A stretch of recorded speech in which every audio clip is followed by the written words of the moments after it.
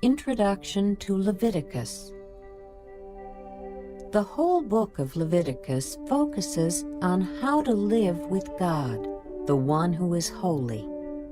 Leviticus became the manual for holy living for the people of Israel, who were chosen to be different than the nations around them.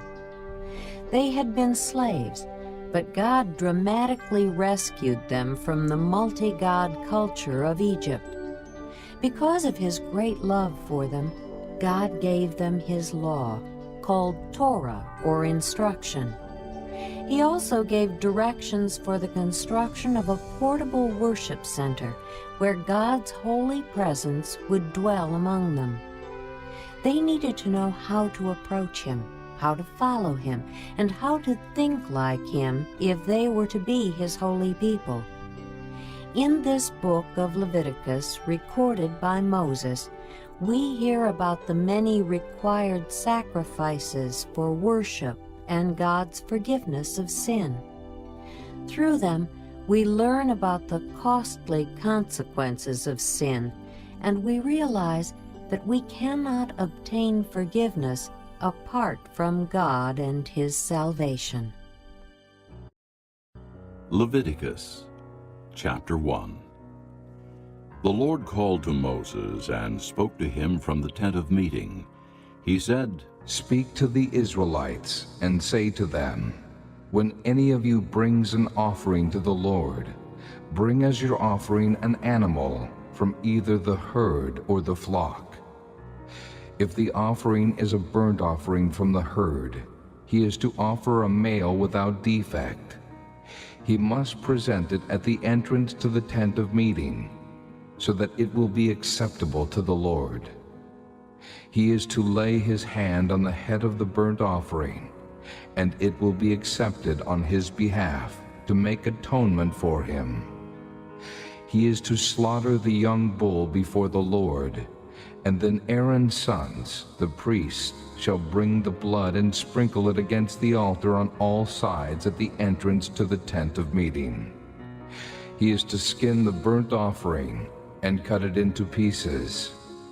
The sons of Aaron the priest are to put fire on the altar and arrange wood on the fire. Then Aaron's sons, the priests, shall arrange the pieces, including the head and the fat, on the burning wood that is on the altar.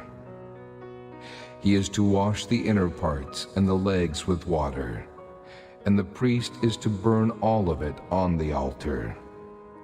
It is a burnt offering, an offering made by fire, an aroma pleasing to the Lord.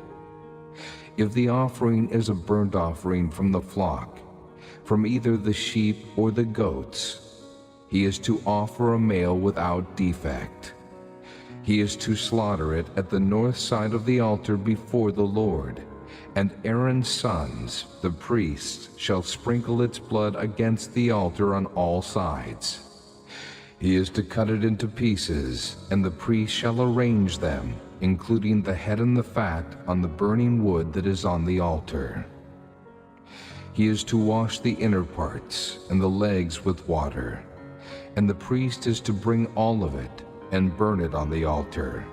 It is a burnt offering, an offering made by fire, an aroma pleasing to the Lord. If the offering to the Lord is a burnt offering of birds, he is to offer a dove or a young pigeon. The priest shall bring it to the altar, wring off the head, and burn it on the altar. Its blood shall be drained out on the side of the altar. He is to remove the crop with its contents and throw it to the east side of the altar where the ashes are. He shall tear it open by the wings, not severing it completely, and then the priest shall burn it on the wood that is on the fire on the altar. It is a burnt offering, an offering made by fire, an aroma pleasing to the Lord. chapter 2.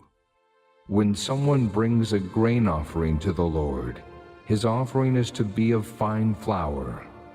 He is to pour oil on it, put incense on it, and take it to Aaron's sons, the priests.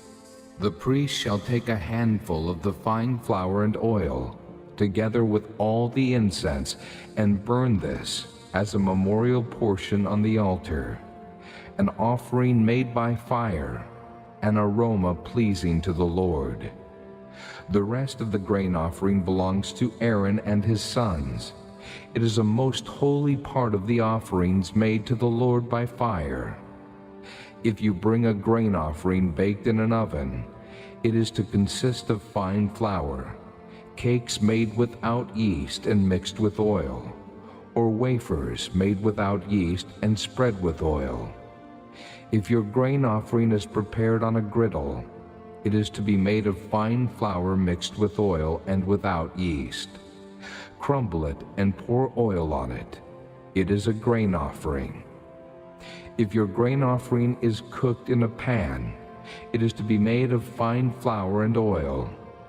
Bring the grain offering made of these things to the Lord. Present it to the priest, who shall take it to the altar. He shall take out the memorial portion from the grain offering and burn it on the altar, as an offering made by fire, an aroma pleasing to the Lord. The rest of the grain offering belongs to Aaron and his sons. It is a most holy part of the offerings made to the Lord by fire.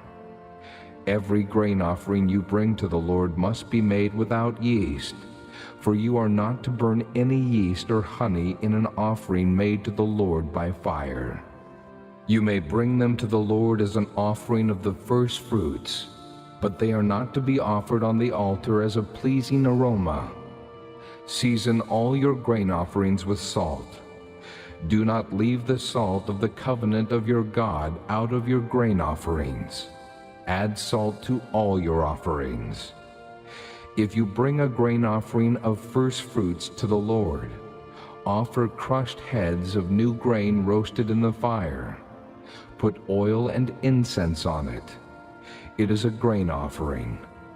The priest shall burn the memorial portion of the crushed grain and the oil together with all the incense as an offering made to the Lord by fire. Chapter 3. If someone's offering is a fellowship offering, and he offers an animal from the herd, whether male or female, he is to present before the Lord an animal without defect. He is to lay his hand on the head of his offering and slaughter it at the entrance to the tent of meeting. Then Aaron's sons, the priests, shall sprinkle the blood against the altar on all sides. From the fellowship offering he is to bring a sacrifice made to the Lord by fire. All the fat that covers the inner parts or is connected to them, both kidneys with the fat on them near the loins, and the covering of the liver, which he will remove with the kidneys. Then Aaron's sons are to burn it on the altar, on top of the burnt offering that is on the burning wood, as an offering made by fire, an aroma pleasing to the Lord. If he offers an animal from the flock as a fellowship offering to the Lord, he is to offer a male or female without defect. If he offers a lamb, he is to present it before the Lord. He is to lay his hand on the head of his offering and slaughter it in front of the tent of meeting. Then Aaron's son shall sprinkle its blood against the altar on all sides. From the fellowship offering he is to bring a sacrifice made to the Lord by fire. Its fat, the entire fat tail cut off close to the backbone, all the fat that covers the inner parts or is connected to them, both kidneys with the fat on them near the loins, and the covering of the liver, which he will remove with the kidneys. The priest shall burn them on the altar as food, an offering made to the Lord by fire. If his offering is a goat, he is to present it before the Lord. He is to lay his hand on its head and slaughter it in front of the tent of meeting. Then Aaron's son shall sprinkle its blood against the altar on all sides. From what he offers, he is to make this offering to the Lord by fire, all the fat that covers the inner parts or is connected to them, both kidneys with the fat on them near the loins, and the covering of the liver, which he will remove with the kidneys. The priest shall burn them on the altar as food, an offering made by fire, a pleasing aroma. All the fat is the Lord's. This is a lasting ordinance for the generations to come. Wherever you live, you must not eat any fat or any blood. Chapter 4. The Lord said to Moses, Say to the Israelites, when anyone sins unintentionally and does what is forbidden in any of the Lord's commands, if the anointed priest sins, bringing guilt on the people, he must bring to the Lord a young bull without defect as a sin offering for the sin he has committed. He is to present the bull at the entrance to the tent of meeting before the Lord. He is to lay his hand on its head and slaughter it before the Lord. Then the anointed priest shall take some of the bull's blood and carry it into the tent of meeting. He is to dip his finger into the blood and sprinkle some of it 7 times before the Lord, in front of the curtain of the sanctuary. The priest shall then put some of the blood on the horns of the altar of fragrant incense that is before the Lord in the tent of meeting. The rest of the bull's blood he shall pour out at the base of the altar of burnt offering at the entrance to the tent of meeting. He shall remove all the fat from the bull of the sin offering, the fat that covers the inner parts or is connected to them, both kidneys with the fat on them near the loins, and the covering of the liver, which he will remove with the kidneys, just as the fat is removed from the ox sacrificed as a fellowship offering. Then the priest shall burn them on the altar of burnt offering. But the hide of the bull and all its flesh, as well as the head and legs, the inner parts and offal, that is all the rest of the bull, he must take outside the camp to a place ceremonially clean, where the ashes are thrown, and burn it in a wood fire on the ash heap. If the whole Israelite community sins unintentionally and does what is forbidden in any of the Lord's commands, even though the community is unaware of the matter, they are guilty. When they become aware of the sin they committed, the assembly must bring a young bull as a sin offering and present it before the tent of meeting. The elders of the community are to lay their hands on the bull's head before the Lord, and the bull shall be slaughtered before the Lord. Then the anointed priest is to take some of the bull's blood into the tent of meeting. He shall dip his finger into the blood and sprinkle it before the Lord 7 times in front of the curtain. He is to put some of the blood on the horns of the altar that is before the Lord in the tent of meeting. The rest of the blood he shall pour out at the base of the altar of burnt offering at the entrance to the tent of meeting. He shall remove all the fat from it and burn it on the altar, and do with this bull just as he did with the bull for the sin offering. In this way the priest will make atonement for them, and they will be forgiven. Then he shall take the bull outside the camp and burn it as he burned the first bull.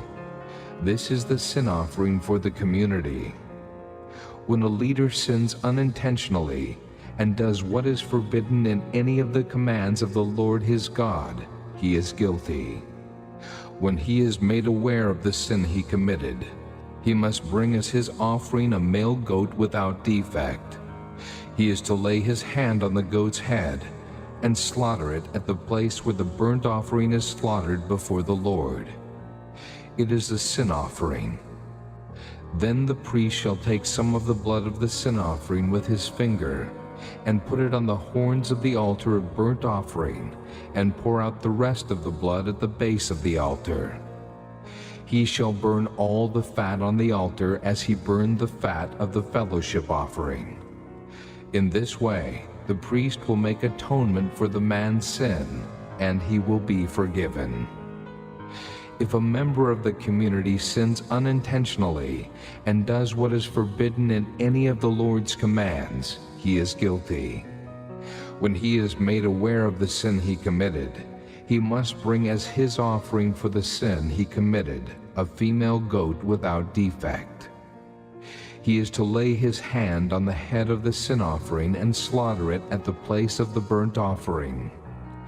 Then the priest is to take some of the blood with his finger and put it on the horns of the altar of burnt offering, and pour out the rest of the blood at the base of the altar. He shall remove all the fat, just as the fat is removed from the fellowship offering, and the priest shall burn it on the altar as an aroma pleasing to the Lord. In this way the priest will make atonement for him, and he will be forgiven. If he brings a lamb as his sin offering, he is to bring a female without defect. He is to lay his hand on its head and slaughter it for a sin offering at the place where the burnt offering is slaughtered. Then the priest shall take some of the blood of the sin offering with his finger and put it on the horns of the altar of burnt offering, and pour out the rest of the blood at the base of the altar. He shall remove all the fat, just as the fat is removed from the lamb of the fellowship offering, and the priest shall burn it on the altar on top of the offerings made to the Lord by fire. In this way, the priest will make atonement for him for the sin he has committed, and he will be forgiven. Chapter 5. If a person sins because he does not speak up when he hears a public charge to testify regarding something he has seen or learned about, he will be held responsible.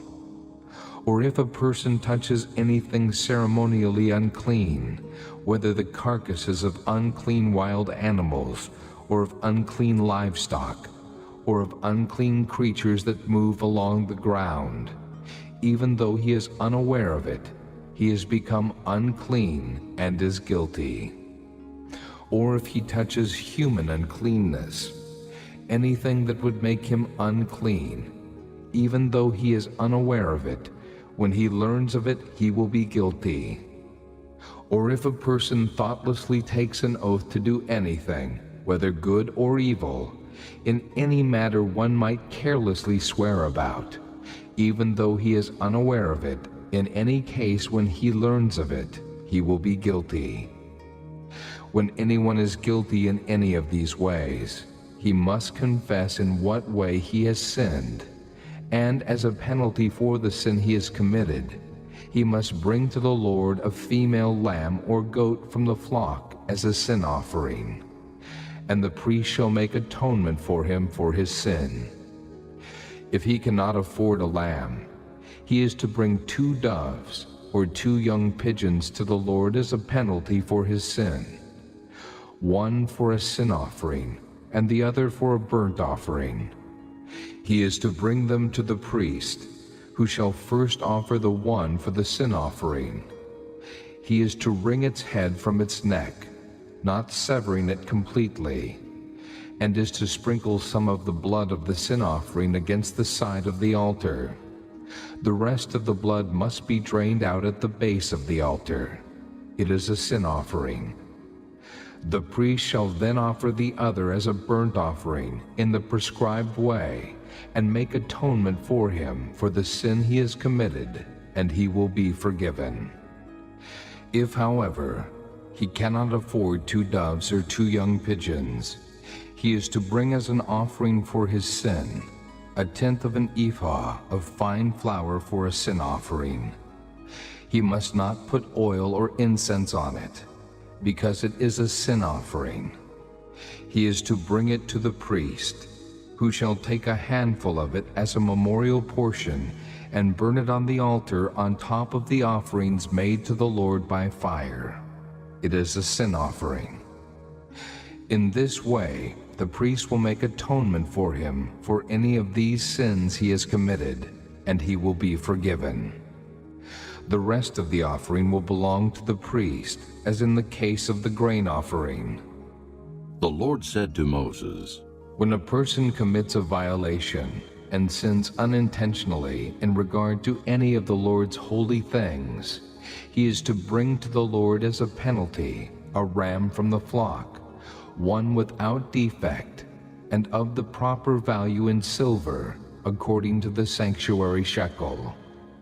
It is a guilt offering. He must make restitution for what he has failed to do in regard to the holy things. Add a fifth of the value to that, and give it all to the priest, who will make atonement for him with the ram as a guilt offering, and he will be forgiven. If a person sins and does what is forbidden in any of the Lord's commands, even though he does not know it, he is guilty and will be held responsible. He is to bring to the priest as a guilt offering a ram from the flock, one without defect and of the proper value. In this way the priest will make atonement for him for the wrong he has committed unintentionally, and he will be forgiven. It is a guilt offering. He has been guilty of wrongdoing against the Lord. Chapter 6. The Lord said to Moses, If anyone sins and is unfaithful to the Lord by deceiving his neighbor about something entrusted to him, or left in his care, or stolen, or if he cheats him, or if he finds lost property and lies about it, or if he swears falsely, or if he commits any such sin that people may do, when he thus sins and becomes guilty, he must return what he has stolen or taken by extortion, or what was entrusted to him, or the lost property he found, or whatever it was he swore falsely about. He must make restitution in full, add a fifth of the value to it, and give it all to the owner on the day he presents his guilt offering. And as a penalty, he must bring to the priest, that is, to the Lord, his guilt offering, a ram from the flock, one without defect and of the proper value. In this way, the priest will make atonement for him before the Lord, and he will be forgiven for any of these things he did that made him guilty. The Lord said to Moses, Give Aaron and his sons this command. These are the regulations for the burnt offering. The burnt offering is to remain on the altar hearth throughout the night till morning, and the fire must be kept burning on the altar. The priest shall then put on his linen clothes, with linen undergarments next to his body, and shall remove the ashes of the burnt offering that the fire has consumed on the altar, and place them beside the altar. Then he is to take off these clothes and put on others, and carry the ashes outside the camp to a place that is ceremonially clean. The fire on the altar must be kept burning. It must not go out. Every morning the priest is to add firewood and arrange the burnt offering on the fire and burn the fat of the fellowship offerings on it. The fire must be kept burning on the altar continuously. It must not go out. These are the regulations for the grain offering. Aaron's sons are to bring it before the Lord in front of the altar. The priest is to take a handful of fine flour and oil, together with all the incense on the grain offering, and burn the memorial portion on the altar as an aroma pleasing to the Lord. Aaron and his sons shall eat the rest of it, but it is to be eaten without yeast in a holy place. They are to eat it in the courtyard of the tent of meeting. It must not be baked with yeast. I have given it as their share of the offerings made to me by fire. Like the sin offering and the guilt offering, it is most holy. Any male descendant of Aaron may eat it. It is his regular share of the offerings made to the Lord by fire for the generations to come. Whatever touches them will become holy. The Lord also said to Moses, This is the offering Aaron and his sons are to bring to the Lord on the day he is anointed: 1/10 of an ephah of fine flour as a regular grain offering, half of it in the morning, and half in the evening. Prepare it with oil on a griddle, bring it well mixed, and present the grain offering broken in pieces as an aroma pleasing to the Lord. The son who is to succeed him as anointed priest shall prepare it. It is the Lord's regular share, and is to be burned completely. Every grain offering of a priest shall be burned completely. It must not be eaten. The Lord said to Moses, Say to Aaron and his sons, These are the regulations for the sin offering. The sin offering is to be slaughtered before the Lord, in the place the burnt offering is slaughtered. It is most holy. The priest who offers it shall eat it. It is to be eaten in a holy place, in the courtyard of the tent of meeting. Whatever touches any of the flesh will become holy. And if any of the blood is spattered on a garment, you must wash it in a holy place. The clay pot the meat is cooked in must be broken. But if it is cooked in a bronze pot, the pot is to be scoured and rinsed with water. Any male in a priest's family may eat it. It is most holy. But any sin offering whose blood is brought into the tent of meeting to make atonement in the holy place must not be eaten. It must be burned. Chapter 7. These are the regulations for the guilt offering, which is most holy. The guilt offering is to be slaughtered in the place where the burnt offering is slaughtered, and its blood is to be sprinkled against the altar on all sides. All its fat shall be offered, the fat tail, and the fat that covers the inner parts, both kidneys, with the fat on them near the loins, and the covering of the liver, which is to be removed with the kidneys. The priest shall burn them on the altar as an offering made to the Lord by fire. It is a guilt offering. Any male in a priest's family may eat it, but it must be eaten in a holy place. It is most holy. The same law applies to both the sin offering and the guilt offering. They belong to the priest who makes atonement with them. The priest who offers a burnt offering for anyone may keep its hide for himself. Every grain offering baked in an oven or cooked in a pan or on a griddle belongs to the priest who offers it. And every grain offering, whether mixed with oil or dry, belongs equally to all the sons of Aaron. These are the regulations for the fellowship offering a person may present to the Lord. If he offers it as an expression of thankfulness, then along with this thank offering, he is to offer cakes of bread made without yeast and mixed with oil, wafers made without yeast and spread with oil, and cakes of fine flour well kneaded and mixed with oil. Along with his fellowship offering of thanksgiving, he is to present an offering with cakes of bread made with yeast. He is to bring one of each kind as an offering, a contribution to the Lord. It belongs to the priest who sprinkles the blood of the fellowship offerings. The meat of his fellowship offering of thanksgiving must be eaten on the day it is offered. He must leave none of it till morning. If, however, his offering is the result of a vow, or is a free will offering, the sacrifice shall be eaten on the day he offers it, but anything left over may be eaten on the next day. Any meat of the sacrifice left over till the third day must be burned up. If any meat of the fellowship offering is eaten on the third day, it will not be accepted. It will not be credited to the one who offered it, for it is impure. The person who eats any of it will be held responsible.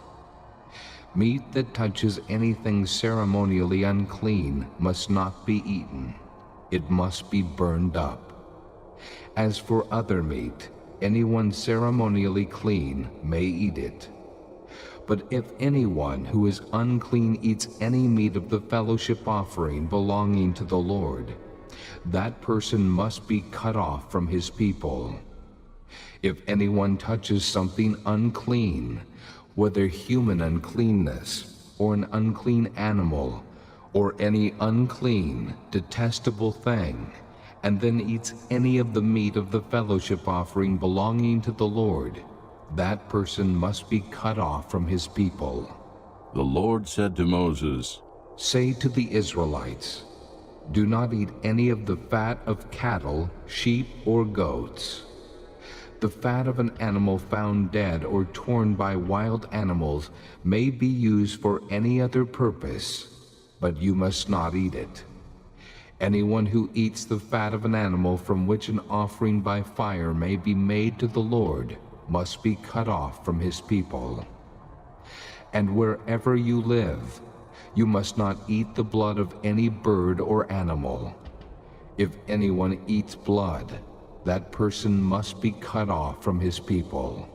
The Lord said to Moses, Say to the Israelites, anyone who brings a fellowship offering to the Lord is to bring part of it as his sacrifice to the Lord.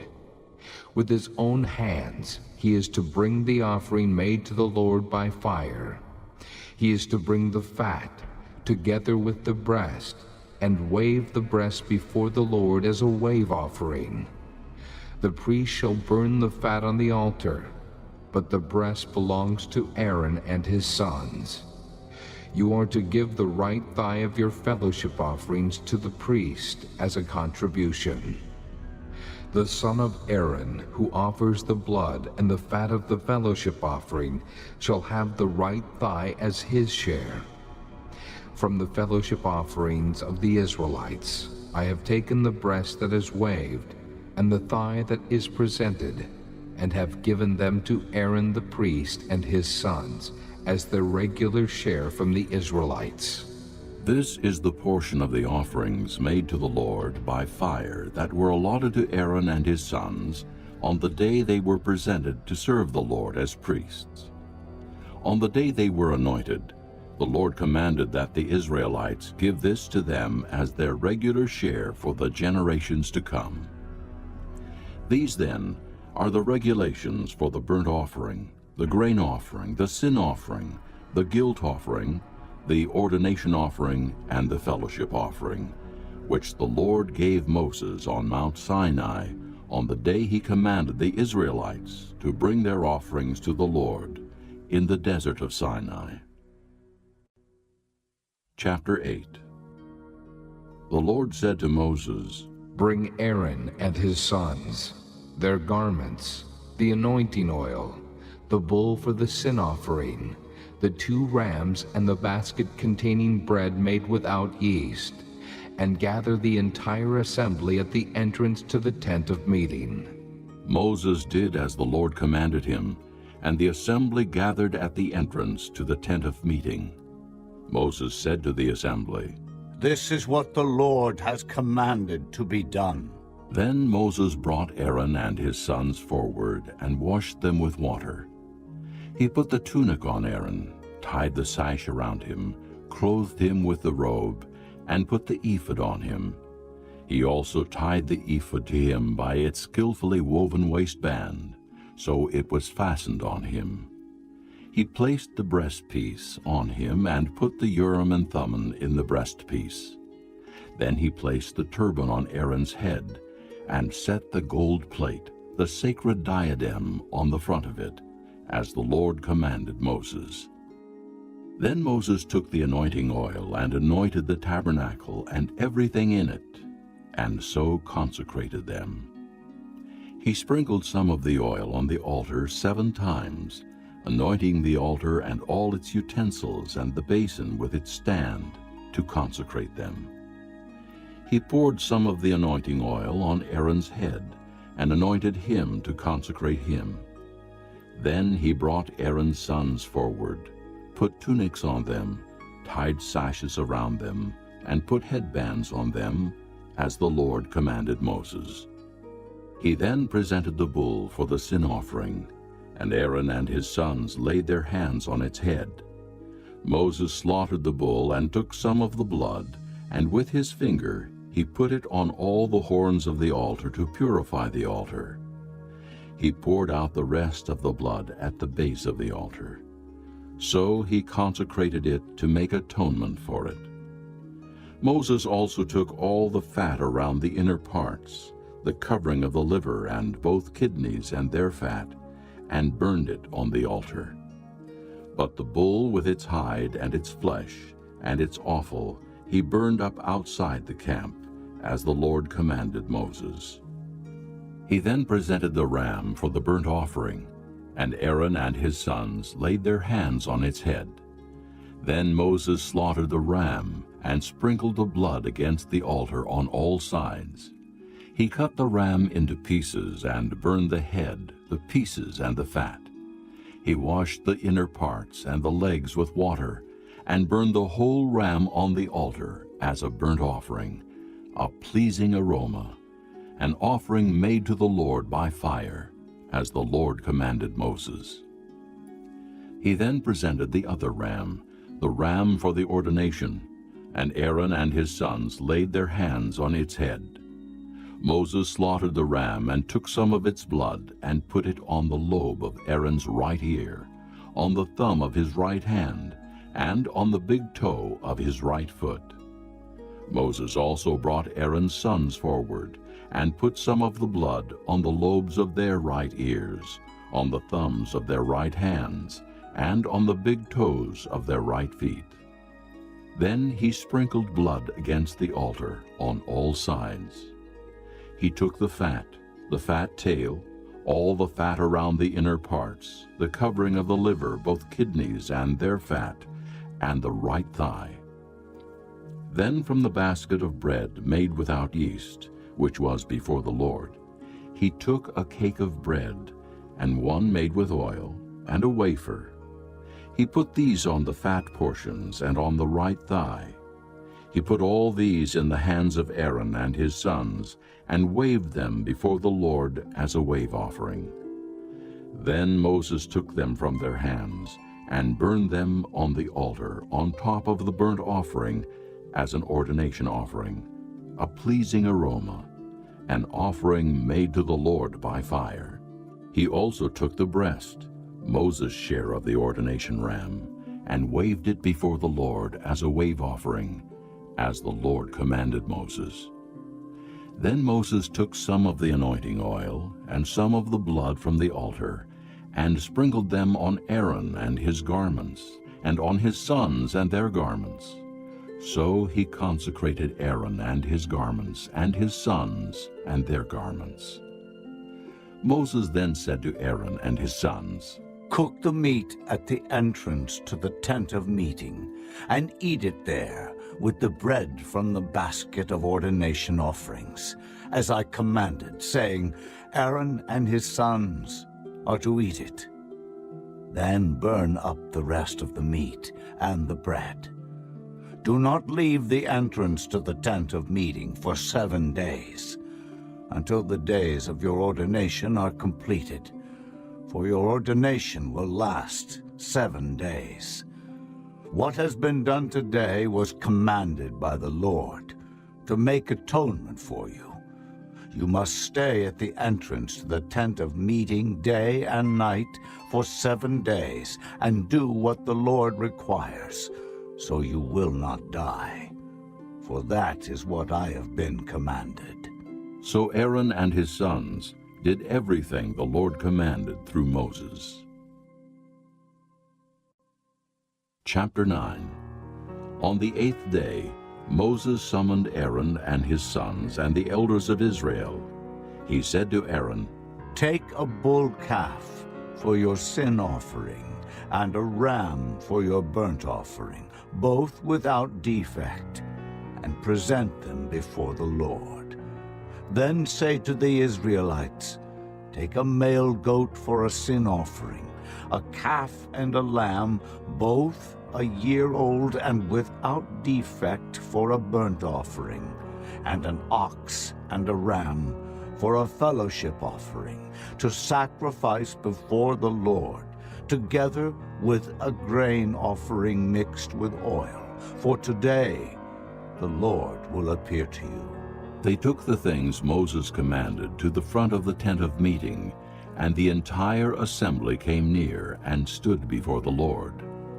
Then Moses said, This is what the Lord has commanded you to do, so that the glory of the Lord may appear to you. Moses said to Aaron, Come to the altar and sacrifice your sin offering and your burnt offering, and make atonement for yourself and the people. Sacrifice the offering that is for the people, and make atonement for them, as the Lord has commanded. So Aaron came to the altar and slaughtered the calf as a sin offering for himself. His sons brought the blood to him, and he dipped his finger into the blood and put it on the horns of the altar. The rest of the blood he poured out at the base of the altar. On the altar he burned the fat, the kidneys, and the covering of the liver from the sin offering, as the Lord commanded Moses. The flesh and the hide he burned up outside the camp. Then he slaughtered the burnt offering. His sons handed him the blood, and he sprinkled it against the altar on all sides. They handed him the burnt offering piece by piece, including the head, and he burned them on the altar. He washed the inner parts and the legs and burned them on top of the burnt offering on the altar.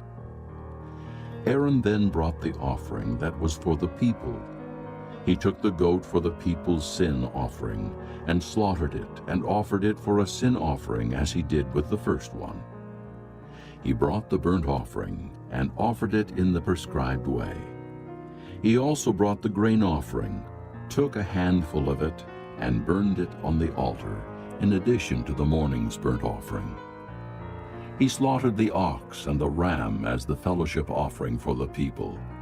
His sons handed him the blood, and he sprinkled it against the altar on all sides.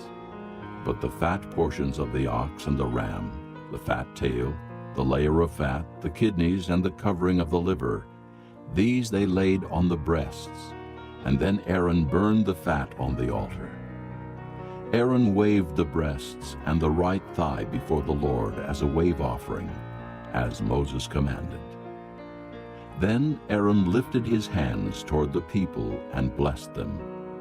And having sacrificed the sin offering, the burnt offering, and the fellowship offering, he stepped down. Moses and Aaron then went into the tent of meeting.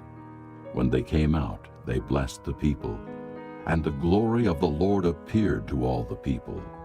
Fire came out from the presence of the Lord and consumed the burnt offering and the fat portions on the altar. And when all the people saw it, they shouted for joy and fell face down.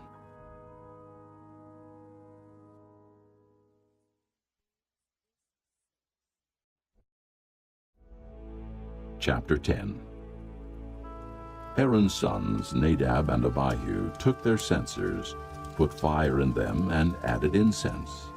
And they offered unauthorized fire before the Lord, contrary to his command. So fire came out from the presence of the Lord and consumed them, and they died before the Lord. Moses then said to Aaron, This is what the Lord spoke of when he said, Among those who approach me, I will show myself holy. In the sight of all the people, I will be honored. Aaron remained silent. Moses summoned Mishael and Elzaphan, sons of Aaron's uncle Uzziel, and said to them, Come here. Carry your cousins outside the camp, away from the front of the sanctuary. So they came and carried them, still in their tunics, outside the camp, as Moses ordered. Then Moses said to Aaron and his sons Eleazar and Ithamar, Do not let your hair become unkempt, and do not tear your clothes, or you will die, and the Lord will be angry with the whole community. But your relatives, all the house of Israel, may mourn for those the Lord has destroyed by fire.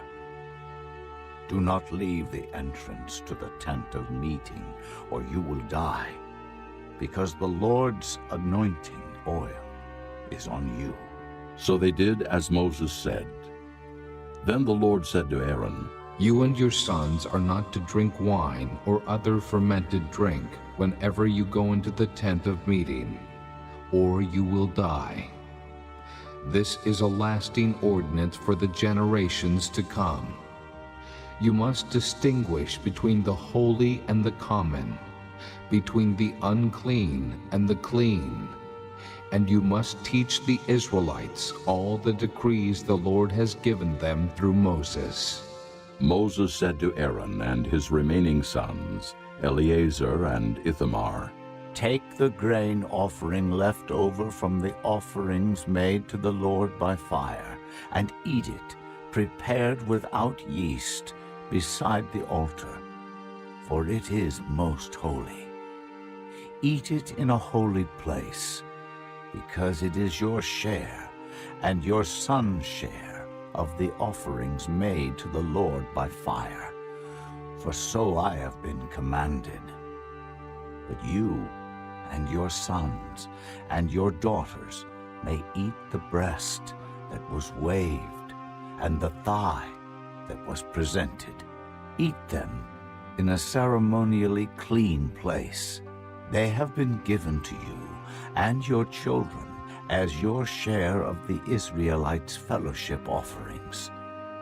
The thigh that was presented and the breast that was waved must be brought with the fat portions of the offerings made by fire, to be waved before the Lord as a wave offering. This will be the regular share for you and your children, as the Lord has commanded. When Moses inquired about the goat of the sin offering, and found that it had been burned up, he was angry with Eleazar and Ithamar, Aaron's remaining sons, and asked, Why didn't you eat the sin offering in the sanctuary area? It is most holy. It was given to you to take away the guilt of the community by making atonement for them before the Lord. Since its blood was not taken into the holy place, you should have eaten the goat in the sanctuary area, as I commanded. Aaron replied to Moses, Today they sacrificed their sin offering and their burnt offering before the Lord. But such things as this have happened to me. Would the Lord have been pleased if I had eaten the sin offering today? When Moses heard this, he was satisfied. Chapter 11.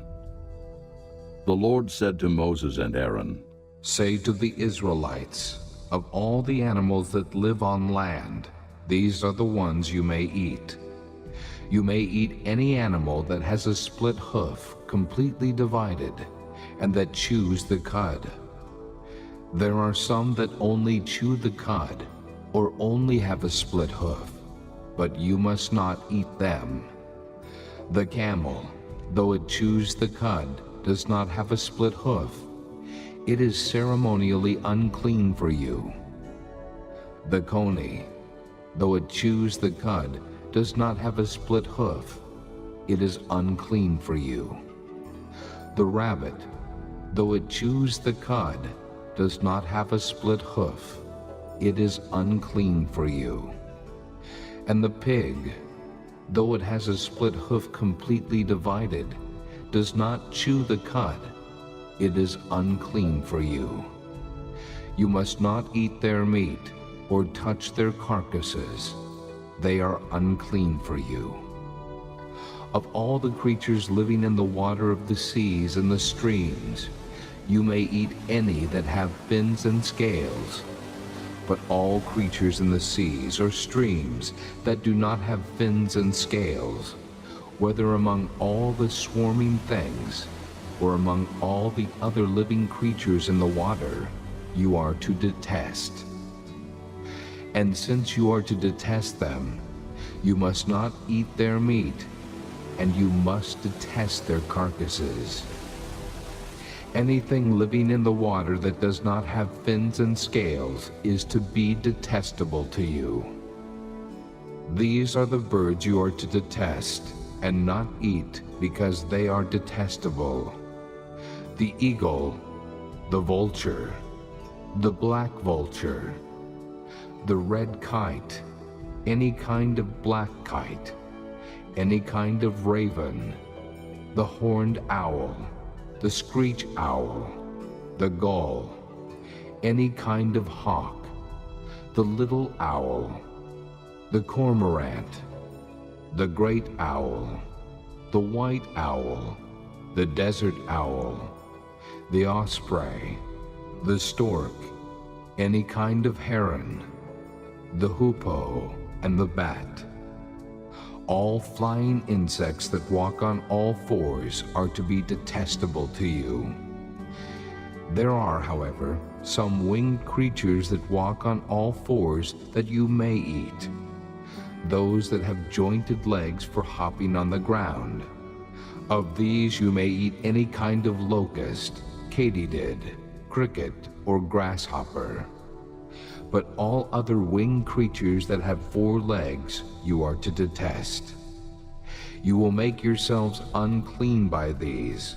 Whoever touches their carcasses will be unclean till evening. Whoever picks up one of their carcasses must wash his clothes, and he will be unclean till evening. Every animal that has a split hoof, not completely divided, or that does not chew the cud, is unclean for you. Whoever touches the carcass of any of them will be unclean. Of all the animals that walk on all fours, those that walk on their paws are unclean for you. Whoever touches their carcasses will be unclean till evening. Anyone who picks up their carcasses must wash his clothes, and he will be unclean till evening. They are unclean for you.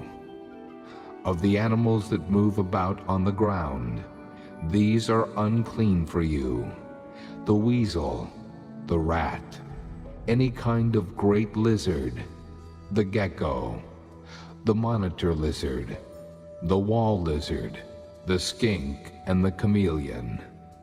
Of all those that move along the ground, these are unclean for you. Whoever touches them when they are dead will be unclean till evening. When one of them dies and falls on something, that article, whatever its use, will be unclean, whether it is made of wood, cloth, hide, or sackcloth. Put it in water, it will be unclean till evening, and then it will be clean. If one of them falls into a clay pot, everything in it will be unclean, and you must break the pot. Any food that could be eaten, but has water on it from such a pot, is unclean, and any liquid that could be drunk from it is unclean. Anything that one of their carcasses falls on becomes unclean. An oven or cooking pot must be broken up. They are unclean, and you are to regard them as unclean. A spring, however, or a cistern for collecting water remains clean, but anyone who touches one of these carcasses is unclean. If a carcass falls on any seeds that are to be planted, they remain clean. But if water has been put on the seed, and a carcass falls on it, it is unclean for you. If an animal that you are allowed to eat dies, anyone who touches the carcass will be unclean till evening. Anyone who eats some of the carcass must wash his clothes, and he will be unclean till evening. Anyone who picks up the carcass must wash his clothes, and he will be unclean till evening. Every creature that moves about on the ground is detestable. It is not to be eaten. You are not to eat any creature that moves about on the ground, whether it moves on its belly or walks on all fours or on many feet. It is detestable. Do not defile yourselves by any of these creatures. Do not make yourselves unclean by means of them, or be made unclean by them. I am the Lord your God. Consecrate yourselves and be holy, because I am holy. Do not make yourselves unclean by any creature that moves about on the ground. I am the Lord who brought you up out of Egypt to be your God. Therefore be holy, because I am holy. These are the regulations concerning animals, birds, every living thing that moves in the water, and every creature that moves about on the ground. You must distinguish between the unclean and the clean, between living creatures that may be eaten and those that may not be eaten. Chapter 12. The Lord said to Moses, Say to the Israelites, a woman who becomes pregnant and gives birth to a son will be ceremonially unclean for 7 days, just as she is unclean during her monthly period. On the 8th day, the boy is to be circumcised. Then the woman must wait 33 days to be purified from her bleeding. She must not touch anything sacred or go to the sanctuary until the days of her purification are over.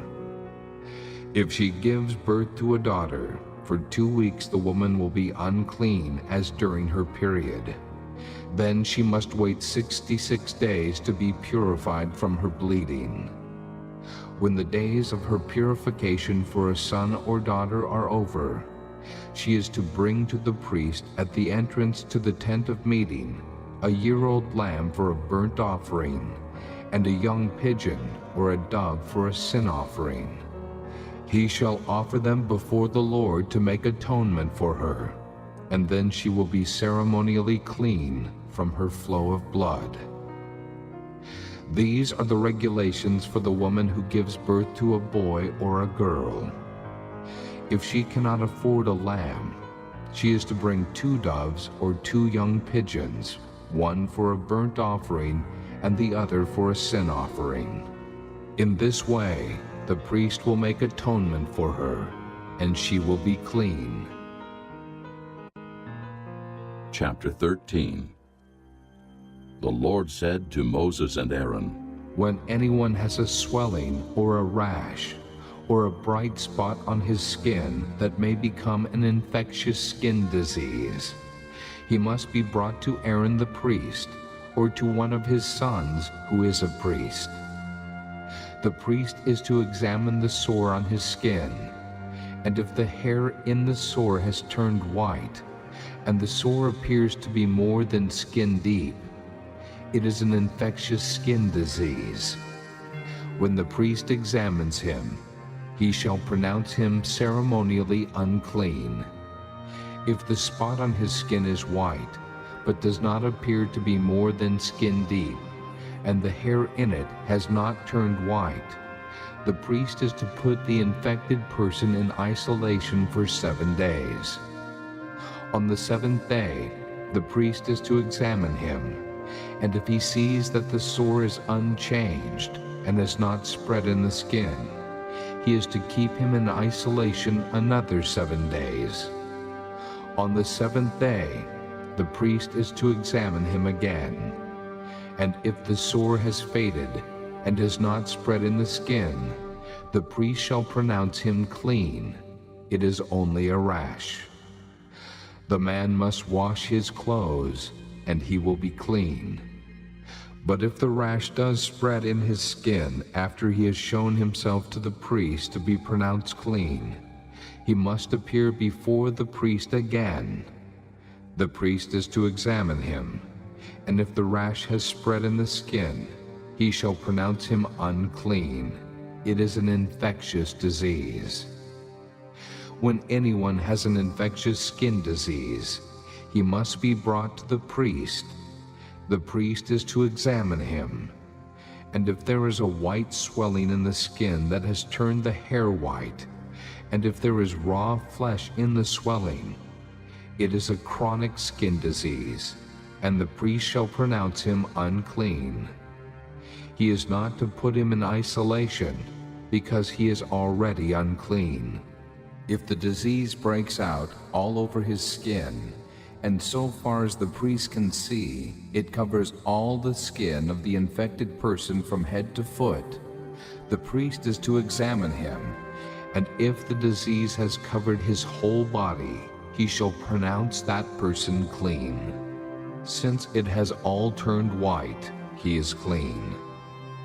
But whenever raw flesh appears on him, he will be unclean.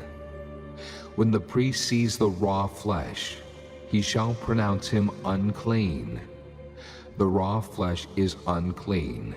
He has an infectious disease. Should the raw flesh change and turn white, he must go to the priest. The priest is to examine him, and if the sores have turned white, the priest shall pronounce the infected person clean. Then he will be clean. When someone has a boil on his skin and it heals, and in the place where the boil was, a white swelling or reddish white spot appears, he must present himself to the priest. The priest is to examine it, and if it appears to be more than skin deep, and the hair in it has turned white, the priest shall pronounce him unclean. It is an infectious skin disease that has broken out where the boil was. But if, when the priest examines it, there is no white hair in it, and it is not more than skin deep and has faded, then the priest is to put him in isolation for 7 days. If it is spreading in the skin, the priest shall pronounce him unclean. It is infectious. But if the spot is unchanged and has not spread, it is only a scar from the boil, and the priest shall pronounce him clean. When someone has a burn on his skin, and a reddish white or white spot appears in the raw flesh of the burn, the priest is to examine the spot, and if the hair in it has turned white, and it appears to be more than skin deep, it is an infectious disease that has broken out in the burn.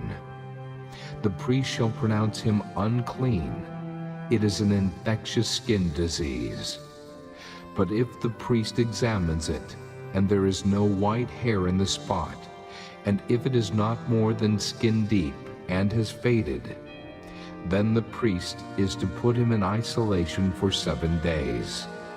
On the 7th day the priest is to examine him, and if it is spreading in the skin, the priest shall pronounce him unclean. It is an infectious skin disease. If, however, the spot is unchanged and has not spread in the skin, but has faded, it is a swelling from the burn, and the priest shall pronounce him clean. It is only a scar from the burn. If a man or woman has a sore on the head or on the chin, the priest is to examine the sore, and if it appears to be more than skin deep, and the hair in it is yellow and thin, the priest shall pronounce that person unclean. It is an itch, an infectious disease of the head or chin. But if, when the priest examines this kind of sore, it does not seem to be more than skin deep, and there is no black hair in it, then the priest is to put the infected person in isolation for 7 days. On the 7th day, the priest is to examine the sore, and if the itch has not spread, and there is no yellow hair in it, and it does not appear to be more than skin deep, he must be shaved except for the diseased area, and the priest is to keep him in isolation another 7 days. On the 7th day, the priest is to examine the itch, And if it has not spread in the skin, and appears to be no more than skin deep, the priest shall pronounce him clean. He must wash his clothes, and he will be clean. But if the itch does spread in the skin after he is pronounced clean, the priest is to examine him. And if the itch has spread in the skin, the priest does not need to look for yellow hair. The person is unclean. If, however, in his judgment it is unchanged, and black hair has grown in it, the itch is healed, he is clean, and the priest shall pronounce him clean. When a man or woman has white spots on the skin, the priest is to examine them, and if the spots are dull white, it is a harmless rash that is broken out on the skin. That person is clean. When a man has lost his hair and is bald, he is clean. If he has lost his hair from the front of his scalp and has a bald forehead, he is clean. But if he has a reddish-white sore on his bald head or forehead, it is an infectious disease breaking out on his head or forehead. The priest is to examine him, and if the swollen sore on his head or forehead is reddish-white, like an infectious skin disease, the man is diseased and is unclean. The priest shall pronounce him unclean because of the sore on his head. The person with such an infectious disease must wear torn clothes. Let his hair be unkempt. Cover the lower part of his face and cry out, "Unclean! Unclean!" As long as he has the infection, he remains unclean. He must live alone. He must live outside the camp. If any clothing is contaminated with mildew, any woolen or linen clothing, any woven or knitted material of linen or wool, any leather, or anything made of leather, and if the contamination in the clothing or leather, or woven or knitted material, or any leather article is greenish or reddish, it is a spreading mildew, and must be shown to the priest. The priest is to examine the mildew and isolate the affected article for 7 days. On the 7th day he is to examine it. And if the mildew has spread in the clothing, or the woven or knitted material, or the leather, whatever its use, it is a destructive mildew. The article is unclean. He must burn up the clothing, or the woven or knitted material of wool or linen, or any leather article that has the contamination in it. Because the mildew is destructive, the article must be burned up. But if, when the priest examines it, the mildew has not spread in the clothing, or the woven or knitted material, or the leather article, he shall order that the contaminated article be washed. Then he is to isolate it for another 7 days. After the affected article has been washed, the priest is to examine it, and if the mildew has not changed its appearance, even though it has not spread, it is unclean. Burn it with fire. Whether the mildew has affected one side or the other, if, when the priest examines it, the mildew has faded after the article has been washed, he is to tear the contaminated part out of the clothing, or the leather, or the woven or knitted material. But if it reappears in the clothing, or in the woven or knitted material, or in the leather article, it is spreading, and whatever has the mildew must be burned with fire.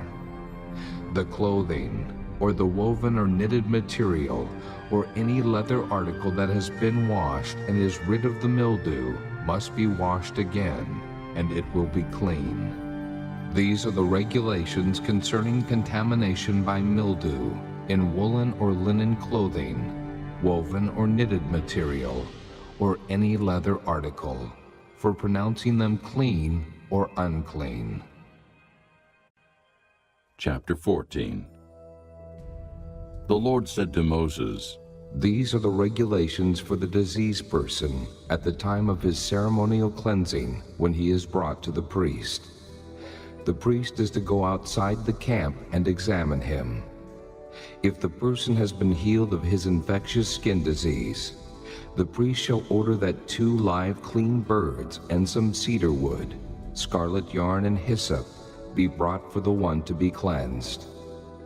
Then the priest shall order that one of the birds be killed over fresh water in a clay pot. He is then to take the live bird and dip it, together with the cedar wood, the scarlet yarn, and the hyssop, into the blood of the bird that was killed over the fresh water. 7 times he shall sprinkle the one to be cleansed of the infectious disease, and pronounce him clean. Then he is to release the live bird in the open fields. The person to be cleansed must wash his clothes, shave off all his hair, and bathe with water. Then he will be ceremonially clean. After this, he may come into the camp, but he must stay outside his tent for 7 days. On the 7th day, he must shave off all his hair. He must shave his head, his beard, his eyebrows, and the rest of his hair. He must wash his clothes and bathe himself with water, and he will be clean. On the 8th day, he must bring 2 male lambs and 1 ewe lamb, a year old, each without defect, along with 3/10 of an ephah of fine flour mixed with oil for a grain offering, and 1 log of oil. The priest who pronounces him clean shall present both the one to be cleansed and his offerings before the Lord at the entrance to the tent of meeting. Then the priest is to take one of the male lambs and offer it as a guilt offering, along with the log of oil. He shall wave them before the Lord as a wave offering. He is to slaughter the lamb in the holy place, where the sin offering and the burnt offering are slaughtered. Like the sin offering, the guilt offering belongs to the priest. It is most holy. The priest is to take some of the blood of the guilt offering and put it on the lobe of the right ear of the one to be cleansed, on the thumb of his right hand, and on the big toe of his right foot. The priest shall then take some of the log of oil, pour it in the palm of his own left hand, dip his right forefinger into the oil in his palm, and with his finger sprinkle some of it before the Lord 7 times. The priest is to put some of the oil remaining in his palm on the lobe of the right ear of the one to be cleansed, on the thumb of his right hand, and on the big toe of his right foot, on top of the blood of the guilt offering. The rest of the oil in his palm the priest shall put on the head of the one to be cleansed, and make atonement for him before the Lord. Then the priest is to sacrifice the sin offering, and make atonement for the one to be cleansed from his uncleanness. After that, the priest shall slaughter the burnt offering, and offer it on the altar, together with the grain offering, and make atonement for him, and he will be clean.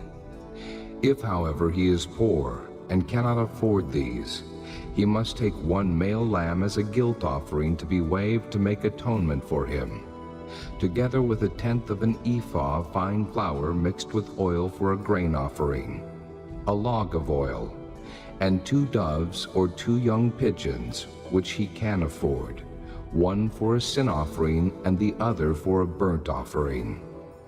On the 8th day he must bring them for his cleansing to the priest at the entrance to the tent of meeting before the Lord. The priest is to take the lamb for the guilt offering, together with the log of oil, and wave them before the Lord as a wave offering. He shall slaughter the lamb for the guilt offering, and take some of its blood, and put it on the lobe of the right ear of the one to be cleansed, on the thumb of his right hand, and on the big toe of his right foot. The priest is to pour some of the oil into the palm of his own left hand. and with his right forefinger sprinkle some of the oil from his palm 7 times before the Lord. Some of the oil in his palm he is to put on the same places he put the blood of the guilt offering: on the lobe of the right ear of the one to be cleansed, on the thumb of his right hand, and on the big toe of his right foot. The rest of the oil in his palm the priest shall put on the head of the one to be cleansed, to make atonement for him before the Lord. Then he shall sacrifice the doves or the young pigeons, which the person can afford, one as a sin offering, and the other as a burnt offering, together with the grain offering. In this way the priest will make atonement before the Lord on behalf of the one to be cleansed. These are the regulations for anyone who has an infectious skin disease and who cannot afford the regular offerings for his cleansing. The Lord said to Moses and Aaron, When you enter the land of Canaan, which I am giving you as your possession, and I put a spreading mildew in a house in that land, the owner of the house must go and tell the priest, I have seen something that looks like mildew in my house. The priest is to order the house to be emptied before he goes in to examine the mildew, so that nothing in the house will be pronounced unclean. After this, the priest is to go in and inspect the house. He is to examine the mildew on the walls, and if it has greenish or reddish depressions that appear to be deeper than the surface of the wall, the priest shall go out the doorway of the house and close it up for 7 days. On the 7th day, the priest shall return to inspect the house. If the mildew has spread on the walls, he is to order that the contaminated stones be torn out and thrown into an unclean place outside the town. He must have all the inside walls of the house scraped, and the material that is scraped off dumped into an unclean place outside the town. Then they are to take other stones to replace these, and take new clay and plaster the house. If the mildew reappears in the house after the stones have been torn out and the house scraped and plastered, the priest is to go and examine it, and if the mildew has spread in the house, it is a destructive mildew. The house is unclean.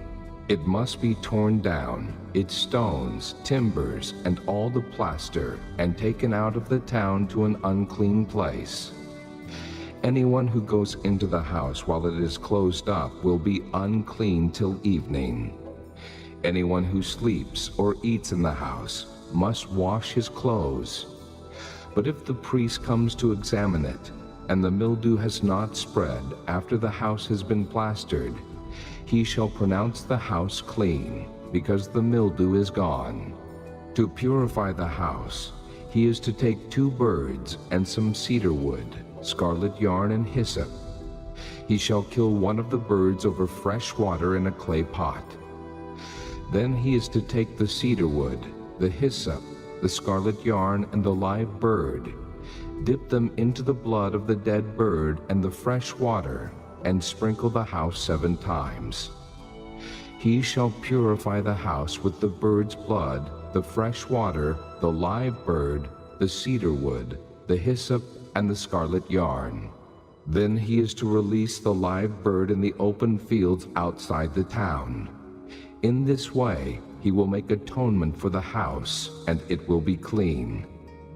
These are the regulations for any infectious skin disease, for an itch, for mildew in clothing or in a house, and for a swelling, a rash, or a bright spot, to determine when something is clean or unclean.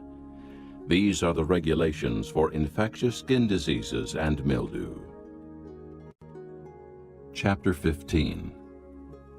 The Lord said to Moses and Aaron, Speak to the Israelites and say to them, When any man has a bodily discharge, the discharge is unclean. Whether it continues flowing from his body or is blocked, it will make him unclean. This is how his discharge will bring about uncleanness. Any bed the man with the discharge lies on will be unclean, and anything he sits on will be unclean. Anyone who touches his bed must wash his clothes and bathe with water, and he will be unclean till evening. Whoever sits on anything that the man with the discharge sat on must wash his clothes and bathe with water, and he will be unclean till evening. Whoever touches the man who has a discharge must wash his clothes and bathe with water, and he will be unclean till evening. If the man with the discharge spits on someone who is clean, that person must wash his clothes and bathe with water, and he will be unclean till evening. Everything the man sits on when riding will be unclean, and whoever touches any of the things that were under him will be unclean till evening. Whoever picks up those things must wash his clothes and bathe with water, and he will be unclean till evening.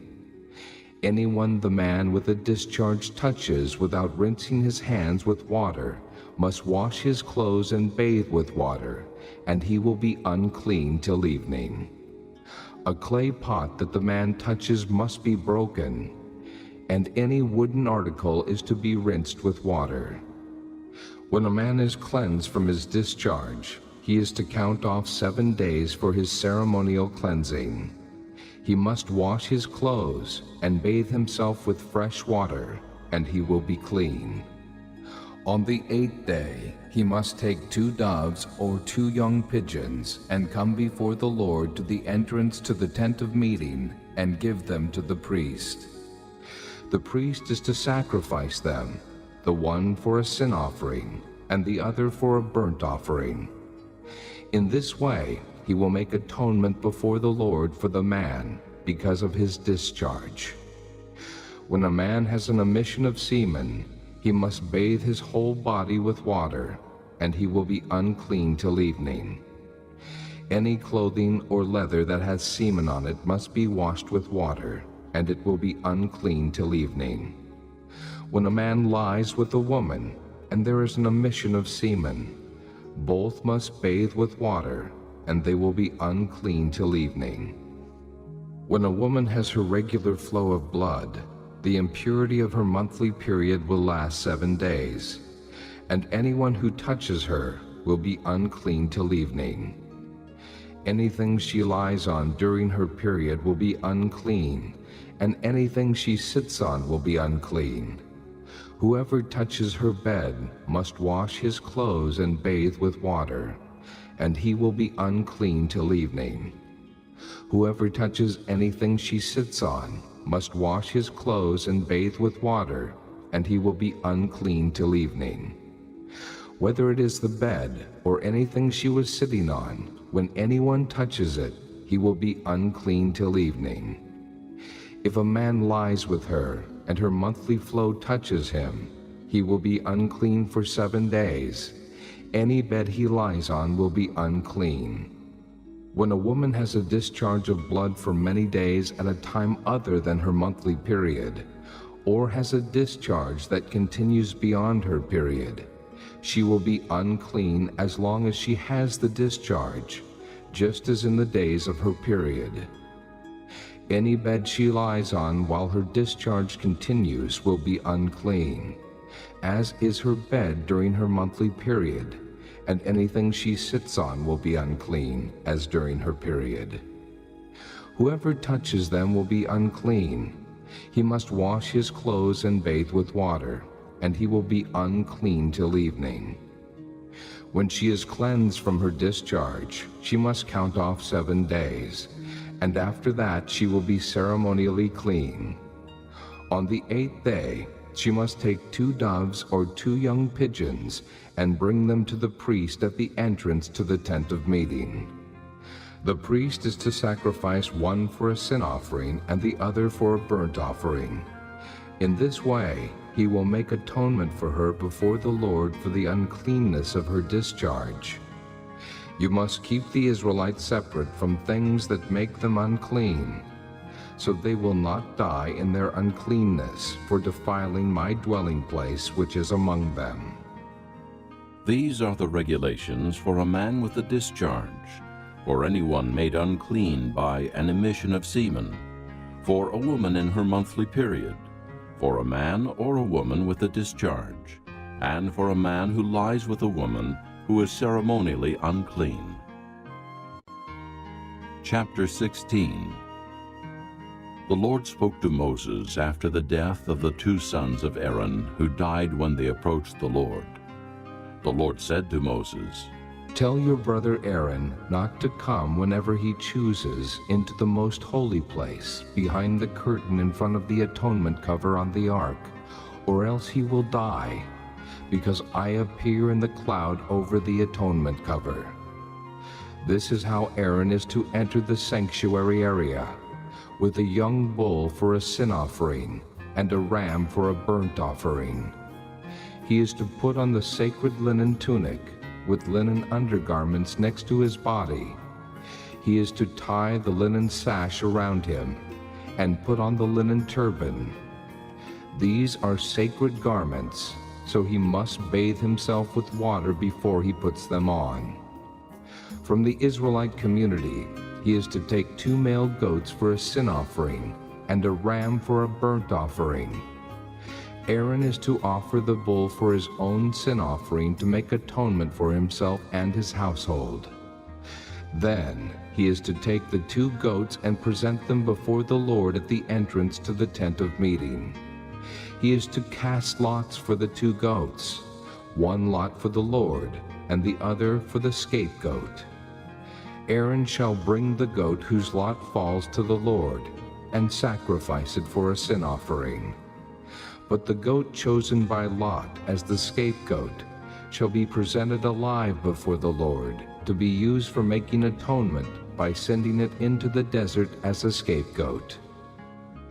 Aaron shall bring the bull for his own sin offering to make atonement for himself and his household, and he is to slaughter the bull for his own sin offering.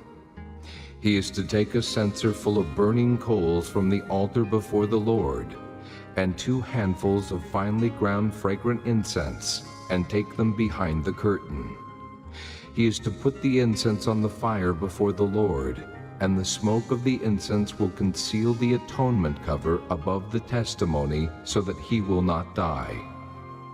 He is to take some of the bull's blood, and with his finger sprinkle it on the front of the atonement cover.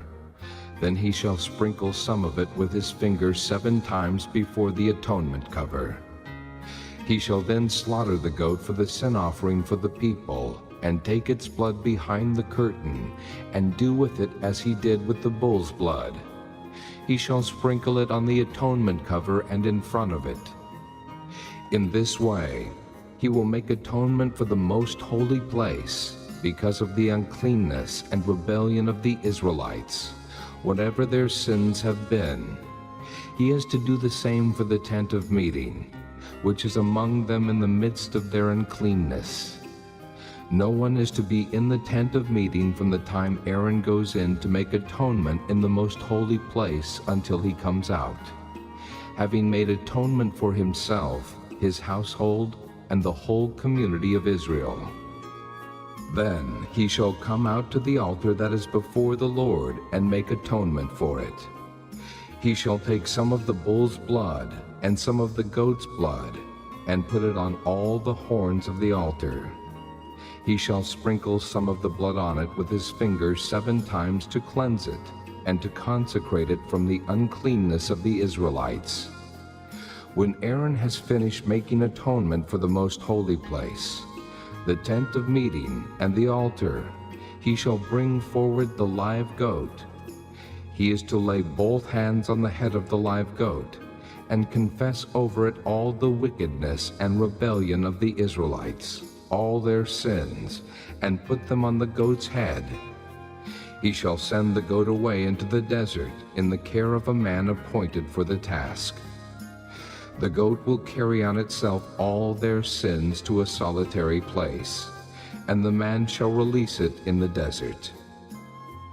Then Aaron is to go into the tent of meeting and take off the linen garments he put on before he entered the most holy place, and he is to leave them there He shall bathe himself with water in a holy place, and put on his regular garments.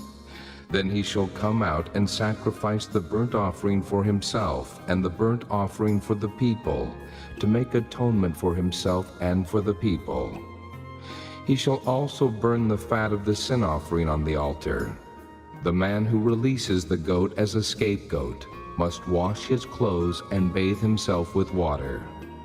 Afterward, he may come into the camp. The bull and the goat for the sin offerings, whose blood was brought into the most holy place to make atonement, must be taken outside the camp.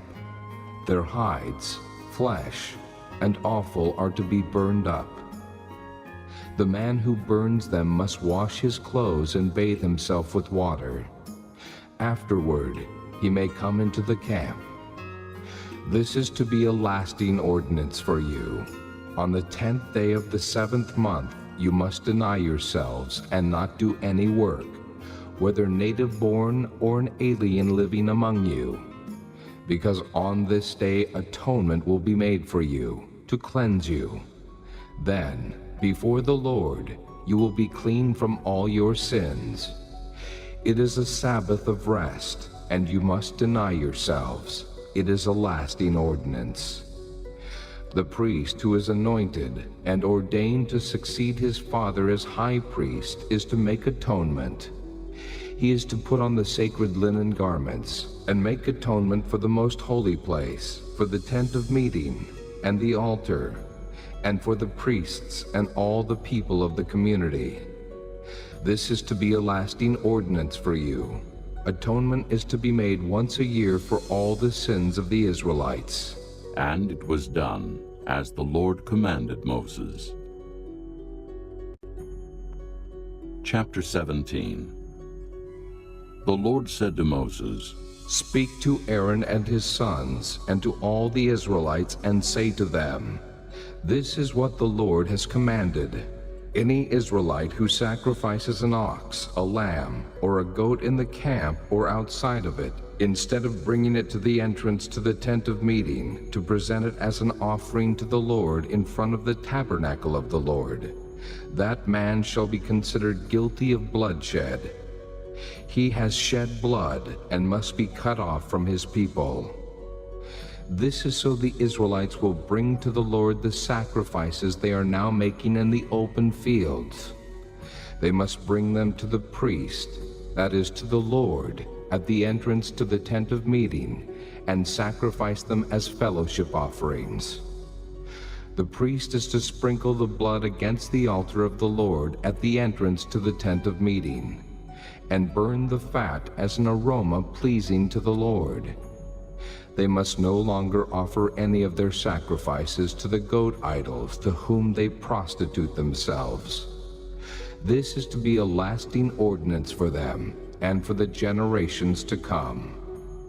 Say to them, Any Israelite or any alien living among them who offers a burnt offering or sacrifice and does not bring it to the entrance to the tent of meeting to sacrifice it to the Lord, that man must be cut off from his people. Any Israelite or any alien living among them who eats any blood, I will set my face against that person who eats blood, and will cut him off from his people. For the life of a creature is in the blood, and I have given it to you to make atonement for yourselves on the altar. It is the blood that makes atonement for one's life. Therefore I say to the Israelites, None of you may eat blood, nor may an alien living among you eat blood. Any Israelite or any alien living among you who hunts any animal or bird that may be eaten must drain out the blood and cover it with earth, because the life of every creature is its blood. That is why I have said to the Israelites, You must not eat the blood of any creature, because the life of every creature is its blood. Anyone who eats it must be cut off.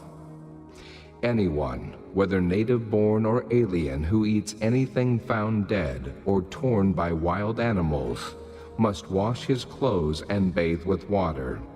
And he will be ceremonially unclean till evening. Then he will be clean.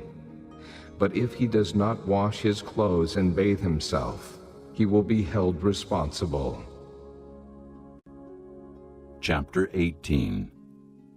The Lord said to Moses, Speak to the Israelites and say to them, I am the Lord your God. You must not do as they do in Egypt, where you used to live. And you must not do as they do in the land of Canaan, where I am bringing you. Do not follow their practices. You must obey my laws and be careful to follow my decrees. I am the Lord your God. Keep my decrees and laws, for the man who obeys them will live by them.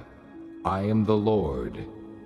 No one is to approach any close relative to have sexual relations. I am the Lord. Do not dishonor your father by having sexual relations with your mother. She is your mother.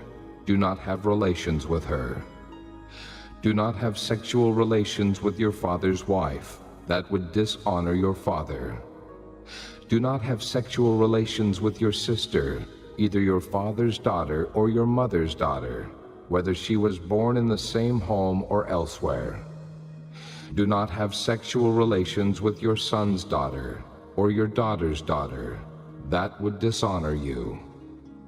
Do not have sexual relations with the daughter of your father's wife, born to your father. She is your sister. Do not have sexual relations with your father's sister. She is your father's close relative. Do not have sexual relations with your mother's sister, because she is your mother's close relative. Do not dishonor your father's brother by approaching his wife to have sexual relations. She is your aunt. Do not have sexual relations with your daughter-in-law. She is your son's wife. Do not have relations with her. Do not have sexual relations with your brother's wife. That would dishonor your brother. Do not have sexual relations with both a woman and her daughter. Do not have sexual relations with either her son's daughter or her daughter's daughter. They are her close relatives. That is wickedness. Do not take your wife's sister as a rival wife and have sexual relations with her while your wife is living. Do not approach a woman to have sexual relations during the uncleanness of her monthly period. Do not have sexual relations with your neighbor's wife and defile yourself with her. Do not give any of your children to be sacrificed to Molech, for you must not profane the name of your God. I am the Lord. Do not lie with a man as one lies with a woman. That is detestable. Do not have sexual relations with an animal and defile yourself with it. A woman must not present herself to an animal to have sexual relations with it. That is a perversion. Do not defile yourselves in any of these ways, because this is how the nations that I am going to drive out before you became defiled. Even the land was defiled, so I punished it for its sin, and the land vomited out its inhabitants. But you must keep my decrees and my laws. The native-born and the aliens living among you must not do any of these detestable things, for all these things were done by the people who lived in the land before you, and the land became defiled. And if you defile the land, it will vomit you out as it vomited out the nations that were before you. Everyone who does any of these detestable things, such persons must be cut off from their people. Keep my requirements, and do not follow any of the detestable customs that were practiced before you came, and do not defile yourselves with them. I am the Lord your God. Chapter 19.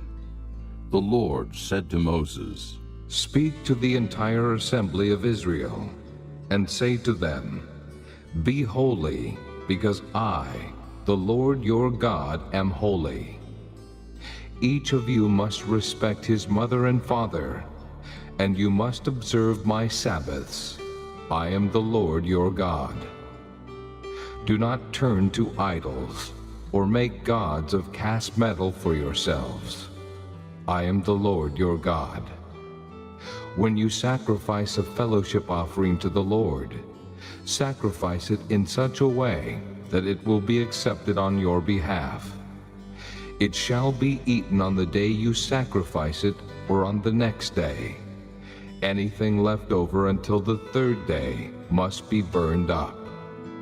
If any of it is eaten on the third day, it is impure and will not be accepted. Whoever eats it will be held responsible because he has desecrated what is holy to the Lord.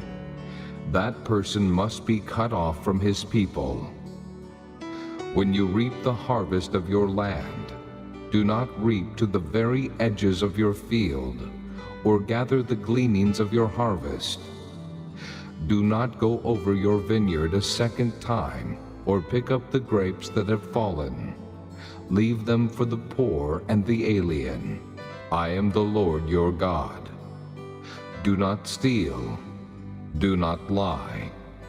Do not deceive one another. Do not swear falsely by my name, and so profane the name of your God. I am the Lord. Do not defraud your neighbor or rob him. Do not hold back the wages of a hired man overnight. Do not curse the deaf, or put a stumbling block in front of the blind, but fear your God. I am the Lord.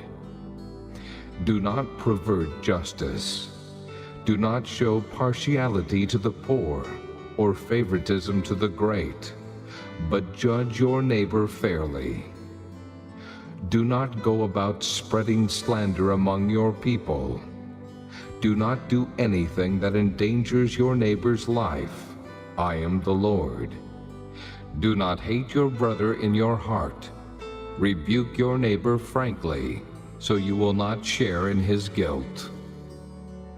Do not seek revenge or bear a grudge against one of your people, but love your neighbor as yourself. I am the Lord. Keep my decrees. Do not mate different kinds of animals. Do not plant your field with two kinds of seed. Do not wear clothing woven of two kinds of material. If a man sleeps with a woman who is a slave girl promised to another man, but who has not been ransomed or given her freedom, there must be due punishment. Yet they are not to be put to death, because she had not been freed. The man, however, must bring a ram to the entrance to the tent of meeting for a guilt offering to the Lord. With the ram of the guilt offering, the priest is to make atonement for him before the Lord for the sin he has committed, and his sin will be forgiven. When you enter the land and plant any kind of fruit tree, regard its fruit as forbidden. For 3 years you are to consider it forbidden. It must not be eaten. In the 4th year all its fruit will be holy, an offering of praise to the Lord. But in the 5th year you may eat its fruit. In this way your harvest will be increased. I am the Lord your God. Do not eat any meat with the blood still in it. Do not practice divination or sorcery. Do not cut the hair at the sides of your head, or clip off the edges of your beard. Do not cut your bodies for the dead, or put tattoo marks on yourselves. I am the Lord. Do not degrade your daughter by making her a prostitute, or the land will turn to prostitution and be filled with wickedness. Observe my Sabbaths and have reverence for my sanctuary. I am the Lord. Do not turn to mediums or seek out spiritists, for you will be defiled by them. I am the Lord your God. Rise in the presence of the aged. Show respect for the elderly and revere your God. I am the Lord. When an alien lives with you in your land, do not mistreat him. The alien living with you must be treated as one of your native-born. Love him as yourself, for you were aliens in Egypt. I am the Lord your God. Do not use dishonest standards when measuring length, weight, or quantity. Use honest scales and honest weights, an honest ephah and an honest hin. I am the Lord your God, who brought you out of Egypt. Keep all my decrees and all my laws and follow them. I am the Lord. Chapter 20. The Lord said to Moses, Say to the Israelites, any Israelite or any alien living in Israel who gives any of his children to Molech must be put to death. The people of the community are to stone him. I will set my face against that man, and I will cut him off from his people. For by giving his children to Molech, he has defiled my sanctuary and profaned my holy name. If the people of the community close their eyes when that man gives one of his children to Molech, and they fail to put him to death, I will set my face against that man and his family, and will cut off from their people both him and all who follow him in prostituting themselves to Molech. I will set my face against the person who turns to mediums and spiritists to prostitute himself by following them, and I will cut him off from his people. Consecrate yourselves and be holy, because I am the Lord your God. Keep my decrees and follow them. I am the Lord who makes you holy. If anyone curses his father or mother, he must be put to death. He has cursed his father or his mother, and his blood will be on his own head. If a man commits adultery with another man's wife, with the wife of his neighbor, both the adulterer and the adulteress must be put to death. If a man sleeps with his father's wife, he has dishonored his father. Both the man and the woman must be put to death. Their blood will be on their own heads. If a man sleeps with his daughter-in-law, both of them must be put to death. What they have done is a perversion. Their blood will be on their own heads. If a man lies with a man, as one lies with a woman, both of them have done what is detestable. They must be put to death. Their blood will be on their own heads. If a man marries both a woman and her mother, it is wicked. Both he and they must be burned in the fire, so that no wickedness will be among you. If a man has sexual relations with an animal, he must be put to death, and you must kill the animal. If a woman approaches an animal to have sexual relations with it, kill both the woman and the animal. They must be put to death. Their blood will be on their own heads. If a man marries his sister, the daughter of either his father or his mother, and they have sexual relations, it is a disgrace. They must be cut off before the eyes of their people. He has dishonored his sister and will be held responsible. If a man lies with a woman during her monthly period and has sexual relations with her, he has exposed the source of her flow, and she has also uncovered it. Both of them must be cut off from their people. Do not have sexual relations with the sister of either your mother or your father, for that would dishonor a close relative. Both of you would be held responsible. If a man sleeps with his aunt, he has dishonored his uncle. They will be held responsible. They will die childless. If a man marries his brother's wife, It is an act of impurity. He has dishonored his brother. They will be childless. Keep all my decrees and laws and follow them, so that the land where I am bringing you to live may not vomit you out. You must not live according to the customs of the nations I am going to drive out before you. Because they did all these things, I abhorred them. But I said to you, you will possess their land.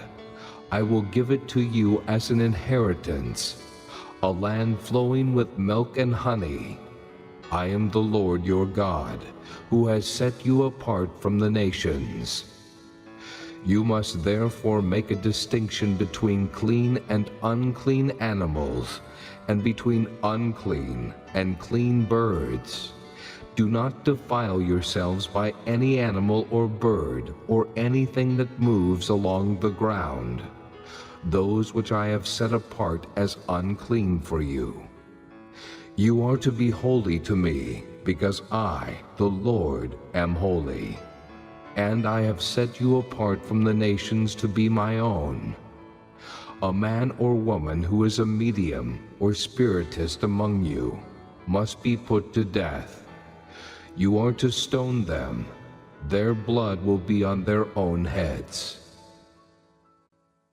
Chapter 21.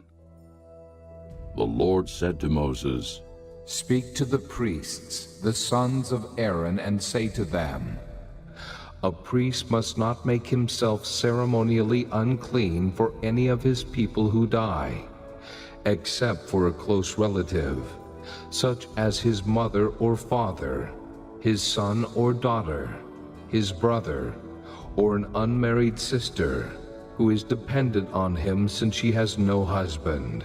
For her he may make himself unclean. He must not make himself unclean for people related to him by marriage, and so defile himself. Priests must not shave their heads, or shave off the edges of their beards, or cut their bodies. They must be holy to their God, and must not profane the name of their God, because they present the offerings made to the Lord by fire, the food of their God. They are to be holy. They must not marry women defiled by prostitution or divorced from their husbands, because priests are holy to their God. Regard them as holy, because they offer up the food of your God. Consider them holy, because I, the Lord, am holy, I who make you holy. If a priest's daughter defiles herself by becoming a prostitute, she disgraces her father. She must be burned in the fire. The high priest, the one among his brothers, who has had the anointing oil poured on his head, and who has been ordained to wear the priestly garments, must not let his hair become unkempt or tear his clothes. He must not enter a place where there is a dead body. He must not make himself unclean, even for his father or mother, nor leave the sanctuary of his God or desecrate it, because he has been dedicated by the anointing oil of his God. I am the Lord. The woman he marries must be a virgin. He must not marry a widow, a divorced woman, or a woman defiled by prostitution, but only a virgin from his own people. So he will not defile his offspring among his people. I am the Lord who makes him holy. The Lord said to Moses, Say to Aaron, for the generations to come, none of your descendants who has a defect may come near to offer the food of his God. No man who has any defect may come near. No man who is blind or lame, disfigured or deformed. No man with a crippled foot or hand, or who is hunchbacked or dwarfed, or who has any eye defect, or who has festering or running sores or damaged testicles. No descendant of Aaron the priest who has any defect is to come near to present the offerings made to the Lord by fire. He has a defect. He must not come near to offer the food of his God. He may eat the most holy food of his God, as well as the holy food. Yet because of his defect, he must not go near the curtain or approach the altar, and so desecrate my sanctuary. I am the Lord who makes them holy. So Moses told this to Aaron and his sons, and to all the Israelites. Chapter 22. The Lord said to Moses, Tell Aaron and his sons to treat with respect the sacred offerings the Israelites consecrate to me, so they will not profane my holy name. I am the Lord. Say to them, for the generations to come, if any of your descendants is ceremonially unclean, and yet comes near the sacred offerings that the Israelites consecrate to the Lord, that person must be cut off from my presence. I am the Lord. If a descendant of Aaron has an infectious skin disease or a bodily discharge, he may not eat the sacred offerings until he is cleansed. He will also be unclean if he touches something defiled by a corpse or by anyone who has an emission of semen, or if he touches any crawling thing that makes him unclean, or any person who makes him unclean, whatever the uncleanness may be. The one who touches any such thing will be unclean till evening. He must not eat any of the sacred offerings unless he has bathed himself with water. When the sun goes down, he will be clean, and after that he may eat the sacred offerings, for they are his food. He must not eat anything found dead or torn by wild animals, and so become unclean through it. I am the Lord. The priests are to keep my requirements so that they do not become guilty and die for treating them with contempt. I am the Lord who makes them holy. No one outside a priest's family may eat the sacred offering, nor may the guest of a priest or his hired worker eat it. But if a priest buys a slave with money, or if a slave is born in his household, that slave may eat his food. If a priest's daughter marries anyone other than a priest, she may not eat any of the sacred contributions. But if a priest's daughter becomes a widow or is divorced, yet has no children, and she returns to live in her father's house as in her youth, she may eat of her father's food. No unauthorized person, however, may eat any of it. If anyone eats a sacred offering by mistake, he must make restitution to the priest for the offering and add a fifth of the value to it. The priests must not desecrate the sacred offerings the Israelites present to the Lord by allowing them to eat the sacred offerings, and so bring upon them guilt requiring payment. I am the Lord who makes them holy. The Lord said to Moses, Speak to Aaron and his sons, and to all the Israelites, and say to them, If any of you, either an Israelite or an alien living in Israel, presents a gift for a burnt offering to the Lord, either to fulfill a vow or as a free will offering, you must present a male without defect from the cattle, sheep, or goats, in order that it may be accepted on your behalf. Do not bring anything with a defect, because it will not be accepted on your behalf. When anyone brings from the herd or flock a fellowship offering to the Lord to fulfill a special vow, or as a free will offering, it must be without defect or blemish to be acceptable. Do not offer to the Lord the blind, the injured, or the maimed, or anything with warts, or festering or running sores. Do not place any of these on the altar as an offering made to the Lord by fire. You may, however, present as a free will offering an ox or a sheep that is deformed or stunted, but it will not be accepted in fulfillment of a vow. You must not offer to the Lord an animal whose testicles are bruised, crushed, torn, or cut. You must not do this in your own land, and you must not accept such animals from the hand of a foreigner and offer them as the food of your God. They will not be accepted on your behalf because they are deformed and have defects. The Lord said to Moses, When a calf, a lamb, or a goat is born, it is to remain with its mother for 7 days.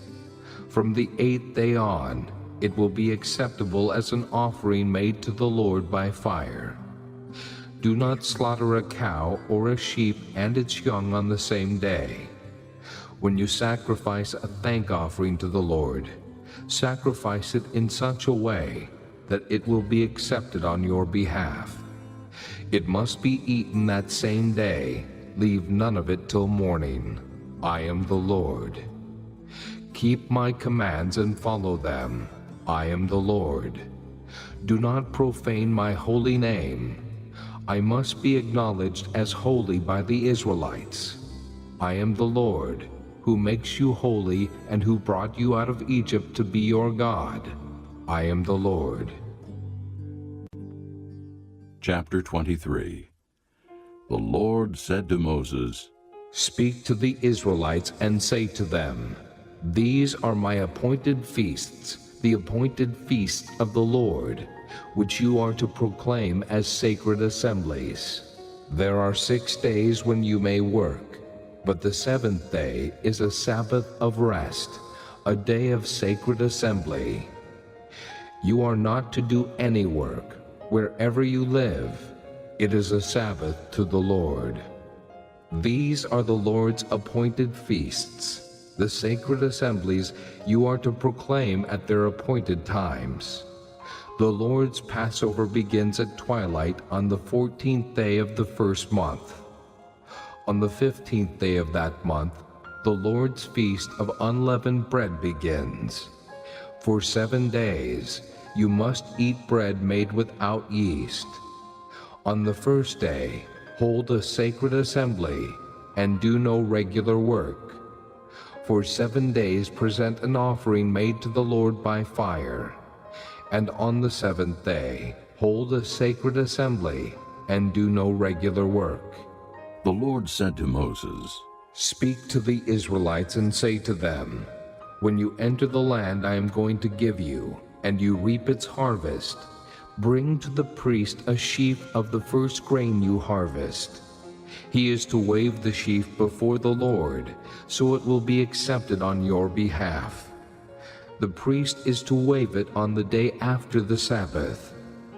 On the day you wave the sheaf, you must sacrifice as a burnt offering to the Lord a lamb a year old without defect, together with its grain offering of 2/10 of an ephah of fine flour mixed with oil, an offering made to the Lord by fire, a pleasing aroma, and its drink offering of 1/4 of a hin of wine.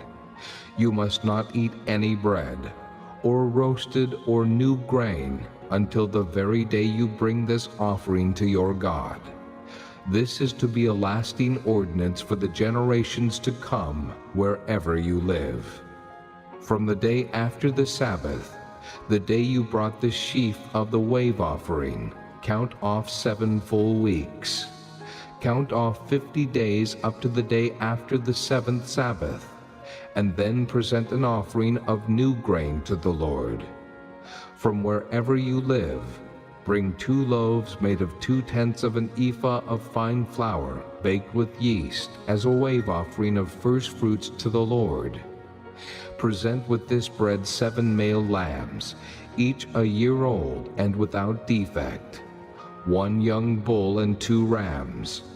They will be a burnt offering to the Lord, together with their grain offerings and drink offerings, an offering made by fire. an aroma pleasing to the Lord. Then sacrifice 1 male goat for a sin offering and 2 lambs, each a year old, for a fellowship offering. The priest is to wave the 2 lambs before the Lord as a wave offering, together with the bread of the first fruits. They are a sacred offering to the Lord for the priest. On that same day, you are to proclaim a sacred assembly and do no regular work. This is to be a lasting ordinance for the generations to come, wherever you live. When you reap the harvest of your land, do not reap to the very edges of your field or gather the gleanings of your harvest. Leave them for the poor and the alien. I am the Lord your God. The Lord said to Moses, Say to the Israelites, on the first day of the 7th month, you are to have a day of rest, a sacred assembly commemorated with trumpet blasts. Do no regular work, but present an offering made to the Lord by fire. The Lord said to Moses, The 10th day of this 7th month is the Day of Atonement. Hold a sacred assembly and deny yourselves, and present an offering made to the Lord by fire. Do no work on that day, because it is the Day of Atonement, when atonement is made for you before the Lord your God. Anyone who does not deny himself on that day must be cut off from his people. I will destroy from among his people anyone who does any work on that day. You shall do no work at all. This is to be a lasting ordinance for the generations to come wherever you live. It is a Sabbath of rest for you, and you must deny yourselves. From the evening of the 9th day of the month until the following evening, you are to observe your Sabbath. The Lord said to Moses, Say to the Israelites, on the 15th day of the 7th month, the Lord's Feast of Tabernacles begins, and it lasts for 7 days. The first day is a sacred assembly. Do no regular work. For 7 days present offerings made to the Lord by fire, and on the 8th day hold a sacred assembly and present an offering made to the Lord by fire. It is the closing assembly. Do no regular work. These are the Lord's appointed feasts, which you are to proclaim as sacred assemblies for bringing offerings made to the Lord by fire, the burnt offerings and grain offerings, sacrifices and drink offerings required for each day. These offerings are in addition to those for the Lord's Sabbaths, and in addition to your gifts, and whatever you have vowed, and all the free will offerings you give to the Lord. So beginning with the 15th day of the 7th month, after you have gathered the crops of the land, celebrate the festival to the Lord for 7 days. The first day is a day of rest, and the 8th day also is a day of rest. On the first day, you are to take choice fruit from the trees, and palm fronds, leafy branches and poplars, and rejoice before the Lord your God for 7 days. Celebrate this as a festival to the Lord for 7 days each year. This is to be a lasting ordinance for the generations to come. Celebrate it in the 7th month. Live in booths for 7 days. All native-born Israelites are to live in booths. So your descendants will know that I had the Israelites live in booths when I brought them out of Egypt. I am the Lord your God. So Moses announced to the Israelites the appointed feasts of the Lord.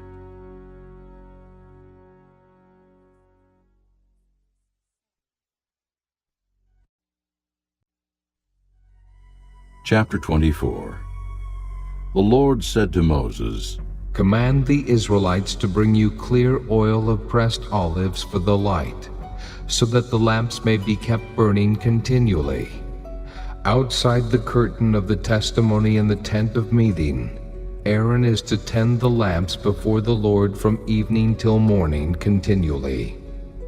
This is to be a lasting ordinance for the generations to come. The lamps on the pure gold lampstand before the Lord must be tended continually. Take fine flour and bake 12 loaves of bread, using 2/10 of an ephah for each loaf. Set them in 2 rows, 6 in each row, on the table of pure gold before the Lord. Along each row put some pure incense as a memorial portion to represent the bread, and to be an offering made to the Lord by fire. This bread is to be set out before the Lord regularly, Sabbath after Sabbath, on behalf of the Israelites as a lasting covenant. It belongs to Aaron and his sons, who are to eat it in a holy place, because it is a most holy part of their regular share of the offerings made to the Lord by fire. Now the son of an Israelite mother and an Egyptian father went out among the Israelites, and a fight broke out in the camp between him and an Israelite. The son of the Israelite woman blasphemed the name with a curse. So they brought him to Moses. His mother's name was Shelomith, the daughter of Dibri the Danite. They put him in custody until the will of the Lord should be made clear to them. Then the Lord said to Moses, "Take the blasphemer outside the camp.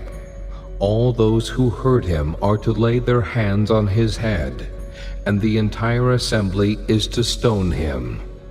Say to the Israelites, if anyone curses his God, he will be held responsible. Anyone who blasphemes the name of the Lord must be put to death. The entire assembly must stone him, whether an alien or native born. When he blasphemes the name, he must be put to death. If anyone takes the life of a human being, he must be put to death. Anyone who takes the life of someone's animal must make restitution, life for life. If anyone injures his neighbor, whatever he has done must be done to him, fracture for fracture, eye for eye, tooth for tooth. As he has injured the other, so he is to be injured. Whoever kills an animal must make restitution, but whoever kills a man must be put to death. You are to have the same law for the alien and the native born. I am the Lord your God." Then Moses spoke to the Israelites, and they took the blasphemer outside the camp and stoned him. The Israelites did as the Lord commanded Moses. Chapter 25. The Lord said to Moses on Mount Sinai, "Speak to the Israelites and say to them, when you enter the land I am going to give you, the land itself must observe a Sabbath to the Lord. For 6 years sow your fields, and for 6 years prune your vineyards and gather their crops. But in the 7th year, the land is to have a Sabbath of rest, a Sabbath to the Lord. Do not sow your fields or prune your vineyards. Do not reap what grows of itself, or harvest the grapes of your untended vines. The land is to have a year of rest. Whatever the land yields during the Sabbath year will be food for you, for yourself, your manservant and maidservant, and the hired worker and temporary resident who live among you, as well as for your livestock and the wild animals in your land. Whatever the land produces may be eaten. Count off 7 Sabbaths of years, 7 times 7 years, so that the 7 Sabbaths of years amount to a period of 49 years. Then have the trumpet sounded everywhere on the 10th day of the 7th month. On the Day of Atonement sound the trumpet throughout your land. Consecrate the 50th year, and proclaim liberty throughout the land to all its inhabitants. It shall be a jubilee for you. each one of you is to return to his family property, and each to his own clan. The 50th year shall be a jubilee for you. Do not sow, and do not reap what grows of itself, or harvest the untended vines. For it is a jubilee, and is to be holy for you. Eat only what is taken directly from the fields. In this year of Jubilee, everyone is to return to his own property. If you sell land to one of your countrymen, or buy any from him, do not take advantage of each other. You are to buy from your countrymen on the basis of the number of years since the Jubilee, and he is to sell to you on the basis of the number of years left for harvesting crops. When the years are many, you are to increase the price, and when the years are few, you are to decrease the price, because what he is really selling you is the number of crops.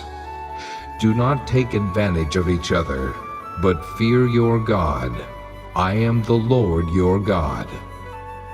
Follow my decrees, and be careful to obey my laws, and you will live safely in the land. Then the land will yield its fruit, and you will eat your fill and live there in safety. You may ask, what will we eat in the 7th year if we do not plant or harvest our crops? I will send you such a blessing in the 6th year that the land will yield enough for 3 years. While you plant during the 8th year, you will eat from the old crop and will continue to eat from it until the harvest of the 9th year comes in. The land must not be sold permanently, because the land is mine, and you are but aliens and my tenants. Throughout the country that you hold as a possession, you must provide for the redemption of the land.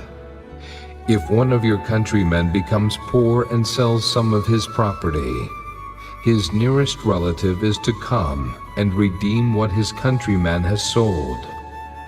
If, however, a man has no one to redeem it for him, but he himself prospers and acquires sufficient means to redeem it, he is to determine the value for the year since he sold it, and refund the balance to the man to whom he sold it. He can then go back to his own property.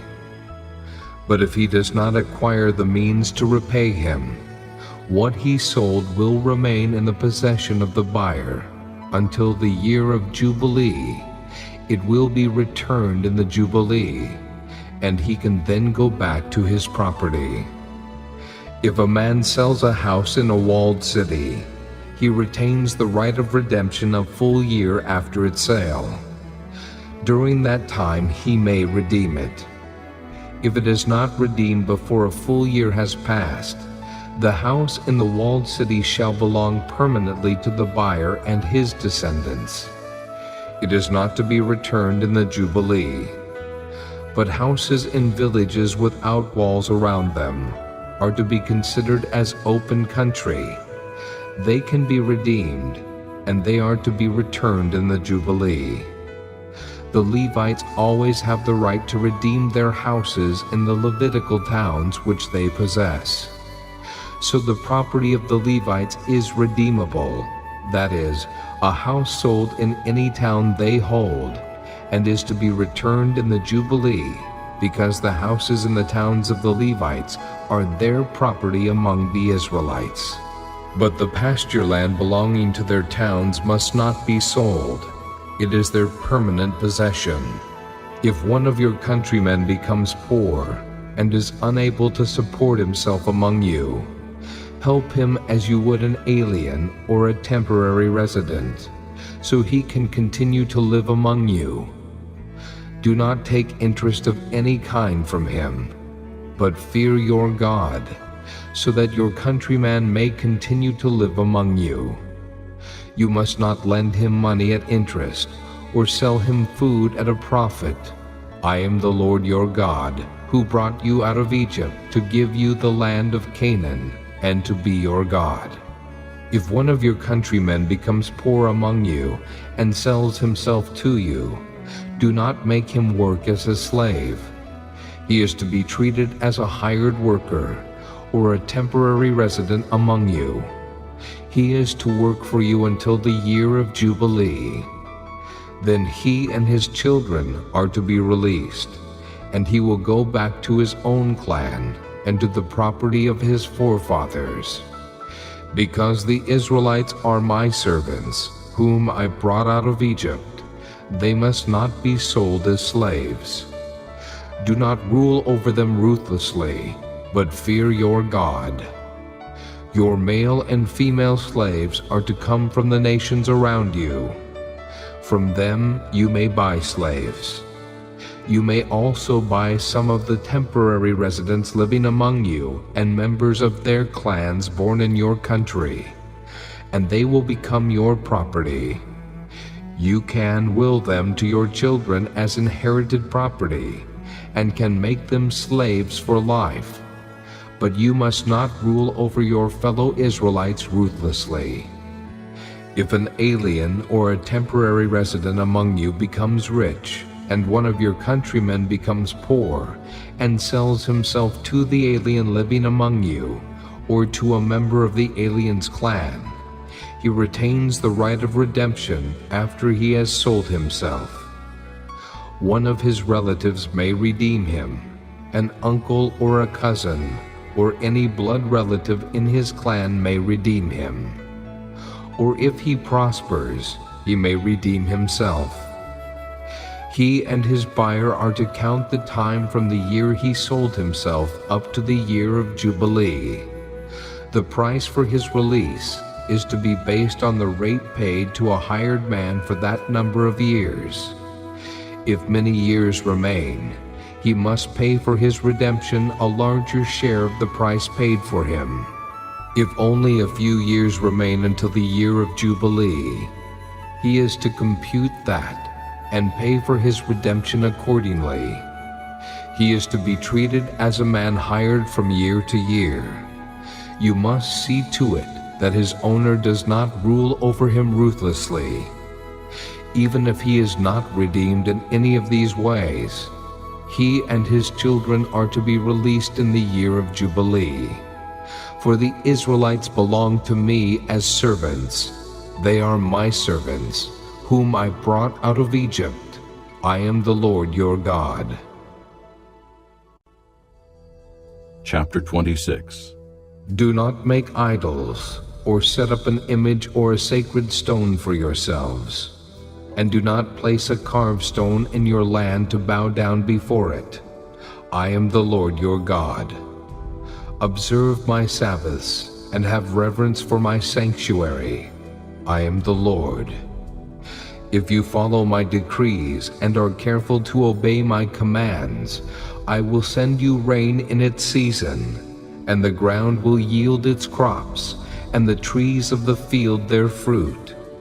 Your threshing will continue until grape harvest, and the grape harvest will continue until planting, and you will eat all the food you want, and live in safety in your land.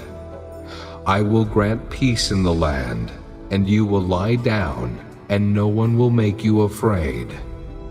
I will remove savage beasts from the land, and the sword will not pass through your country. You will pursue your enemies, and they will fall by the sword before you.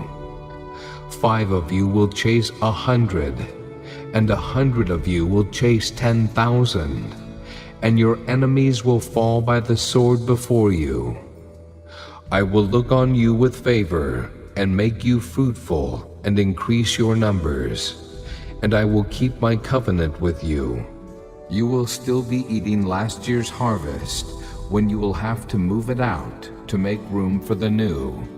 I will put my dwelling place among you, and I will not abhor you. I will walk among you and be your God, and you will be my people. I am the Lord your God, who brought you out of Egypt, so that you would no longer be slaves to the Egyptians. I broke the bars of your yoke, and enabled you to walk with heads held high. But if you will not listen to me and carry out all these commands, and if you reject my decrees and abhor my laws and fail to carry out all my commands and so violate my covenant, then I will do this to you. I will bring upon you sudden terror, wasting diseases and fever that will destroy your sight and drain away your life. You will plant seed in vain, because your enemies will eat it.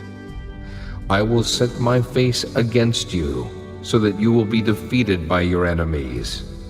Those who hate you will rule over you, and you will flee even when no one is pursuing you.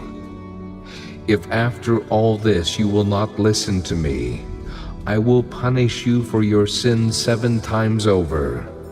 I will break down your stubborn pride, and make the sky above you like iron, and the ground beneath you like bronze. Your strength will be spent in vain, because your soil will not yield its crops, nor will the trees of the land yield their fruit. If you remain hostile toward me and refuse to listen to me, I will multiply your afflictions 7 times over, as your sins deserve.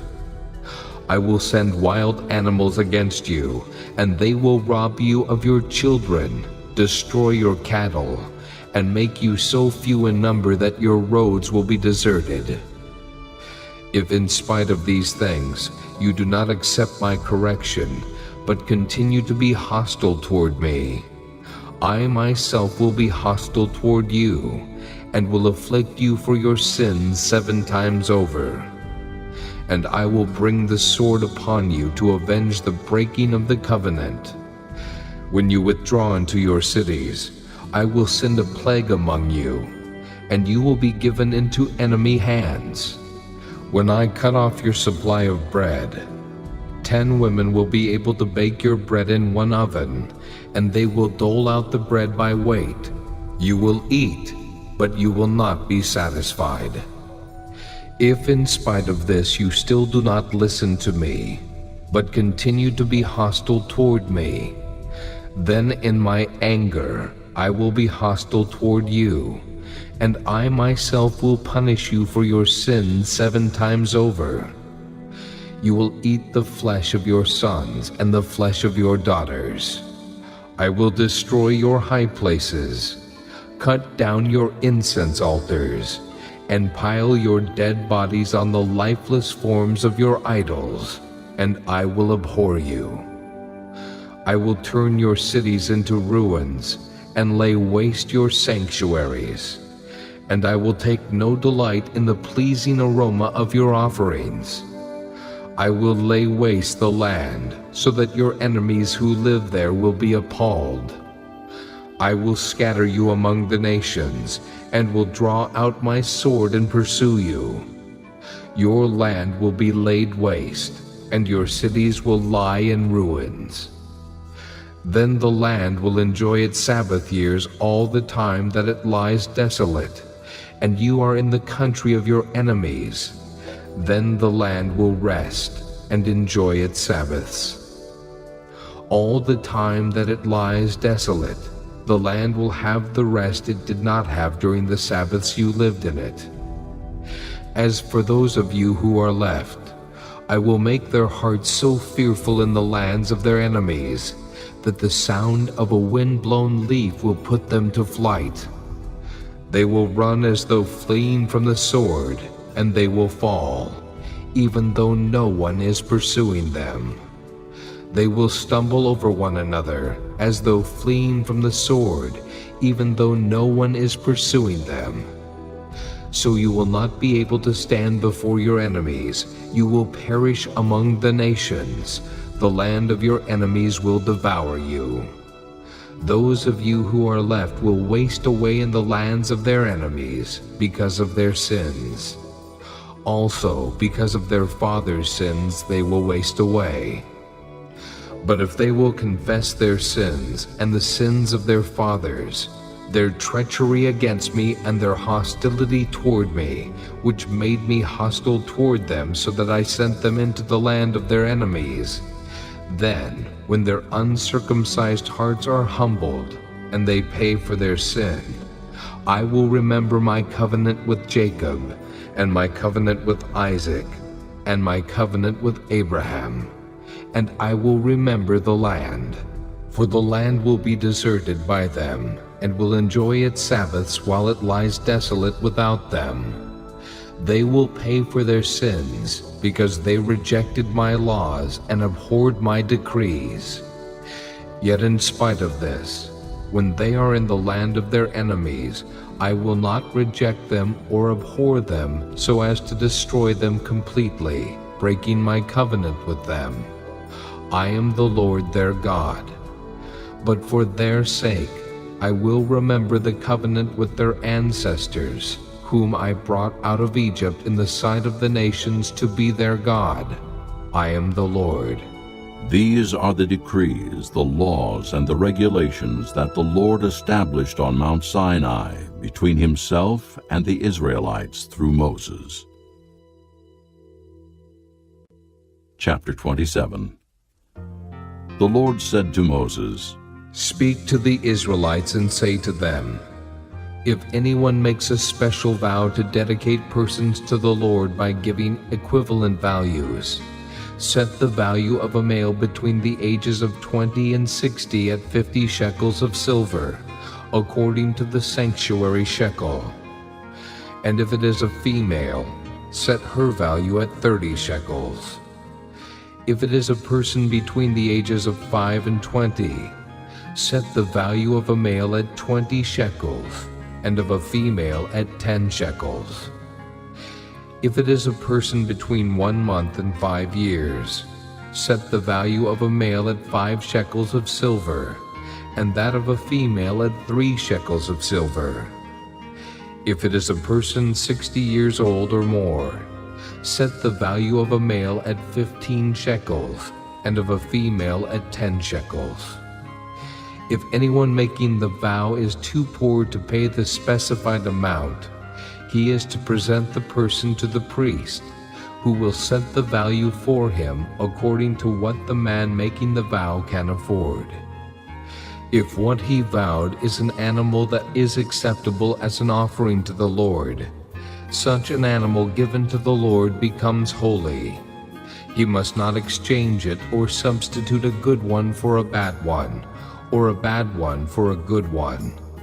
If he should substitute one animal for another, both it and the substitute become holy. If what he vowed is a ceremonially unclean animal, one that is not acceptable as an offering to the Lord, the animal must be presented to the priest, who will judge its quality as good or bad. Whatever value the priest then sets, that is what it will be. If the owner wishes to redeem the animal, he must add a fifth to its value. If a man dedicates his house as something holy to the Lord, the priest will judge its quality as good or bad. Whatever value the priest then sets, so it will remain. If the man who dedicates his house redeems it, he must add a fifth to its value, and the house will again become his. If a man dedicates to the Lord part of his family land, its value is to be set according to the amount of seed required for it, 50 shekels of silver to a homer of barley seed. If he dedicates his field during the year of Jubilee, the value that has been set remains. But if he dedicates his field after the Jubilee, the priest will determine the value according to the number of years that remain until the next year of Jubilee, and its set value will be reduced. If the man who dedicates the field wishes to redeem it, he must add a fifth to its value, and the field will again become his.